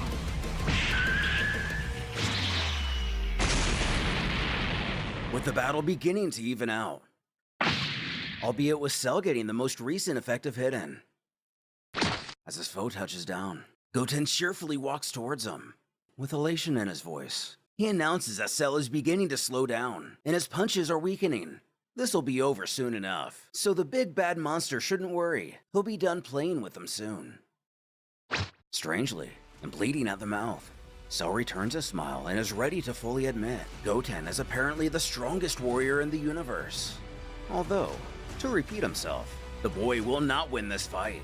Getting back to his sadistic mind games, the villain remembers back to when he killed Gohan, just before he disintegrated into ashes, becoming no more recognizable than the dust on the desert floor. The final word he yelled was Dad. He's curious who Goten will call out to before he dies. Perhaps Mom, or maybe even Krillin. It'll be so fun to find out. Showing one of the first signs of genuine respect for his fallen family. This causes a fury to build up within the orphaned boy. He screeches out to Cell that he's going to kill him.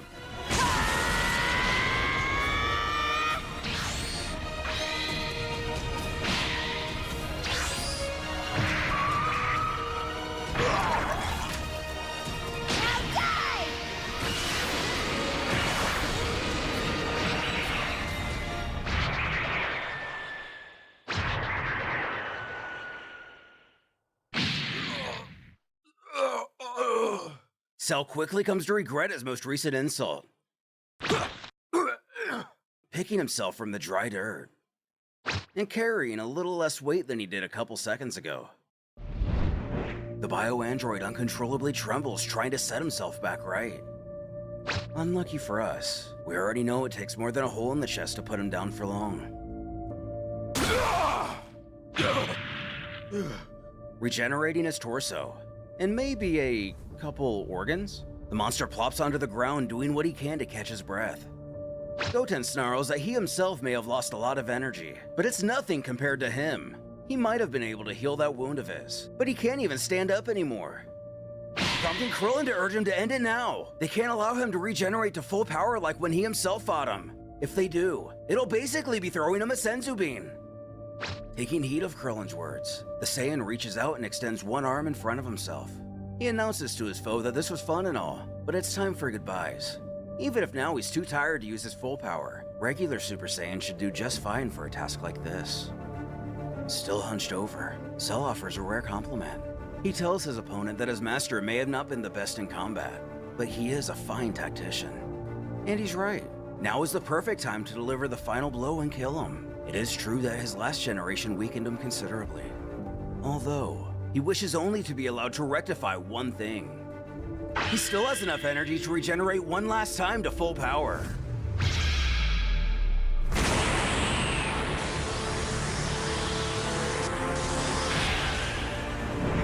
The monster laughs in triumph as our heroes stand by in shock. Left only to wonder how things have gotten to where they are. There is nothing they can do against them. Perfect being, yada yada. And judging by the fear distorting their faces, the villain is starting to believe.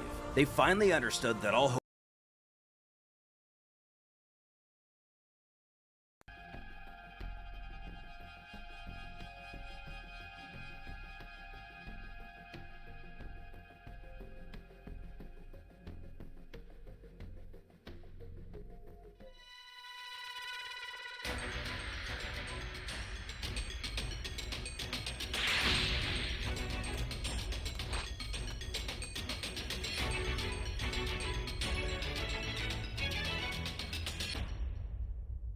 Can you hear me? Flying Nimbus! Miss Trunks, I've set a super time machine, as well as a crate of supplies. Here's how to launch. Find the power keys, then place them in the right spots.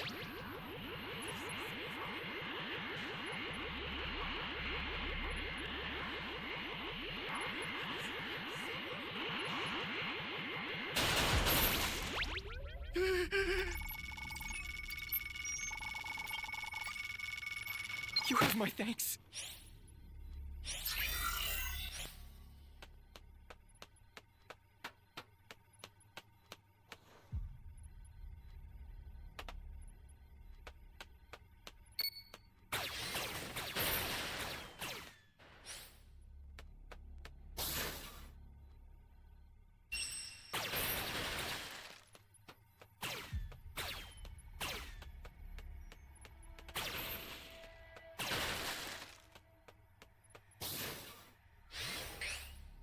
Flying Nimbus!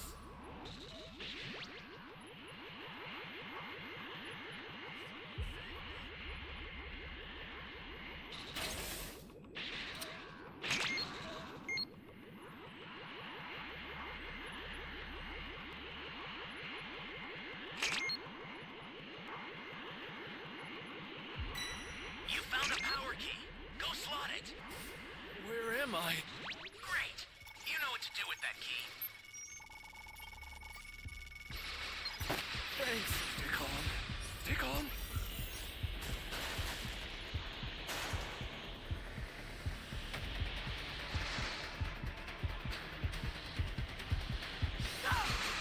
That's a new Here power goes. key. Place it now. Flying Nimbus!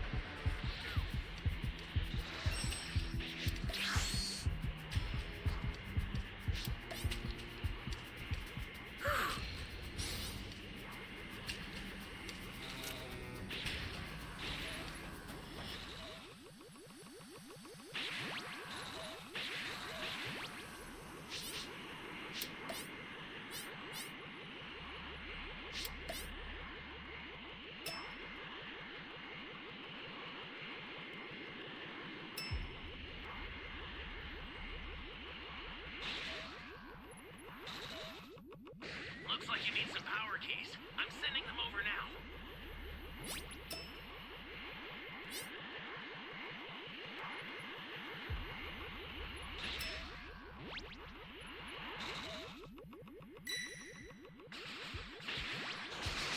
Holy hell.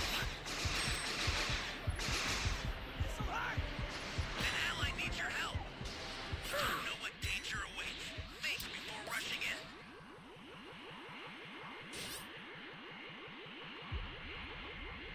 Hey, great! You found another power key. Use it quick.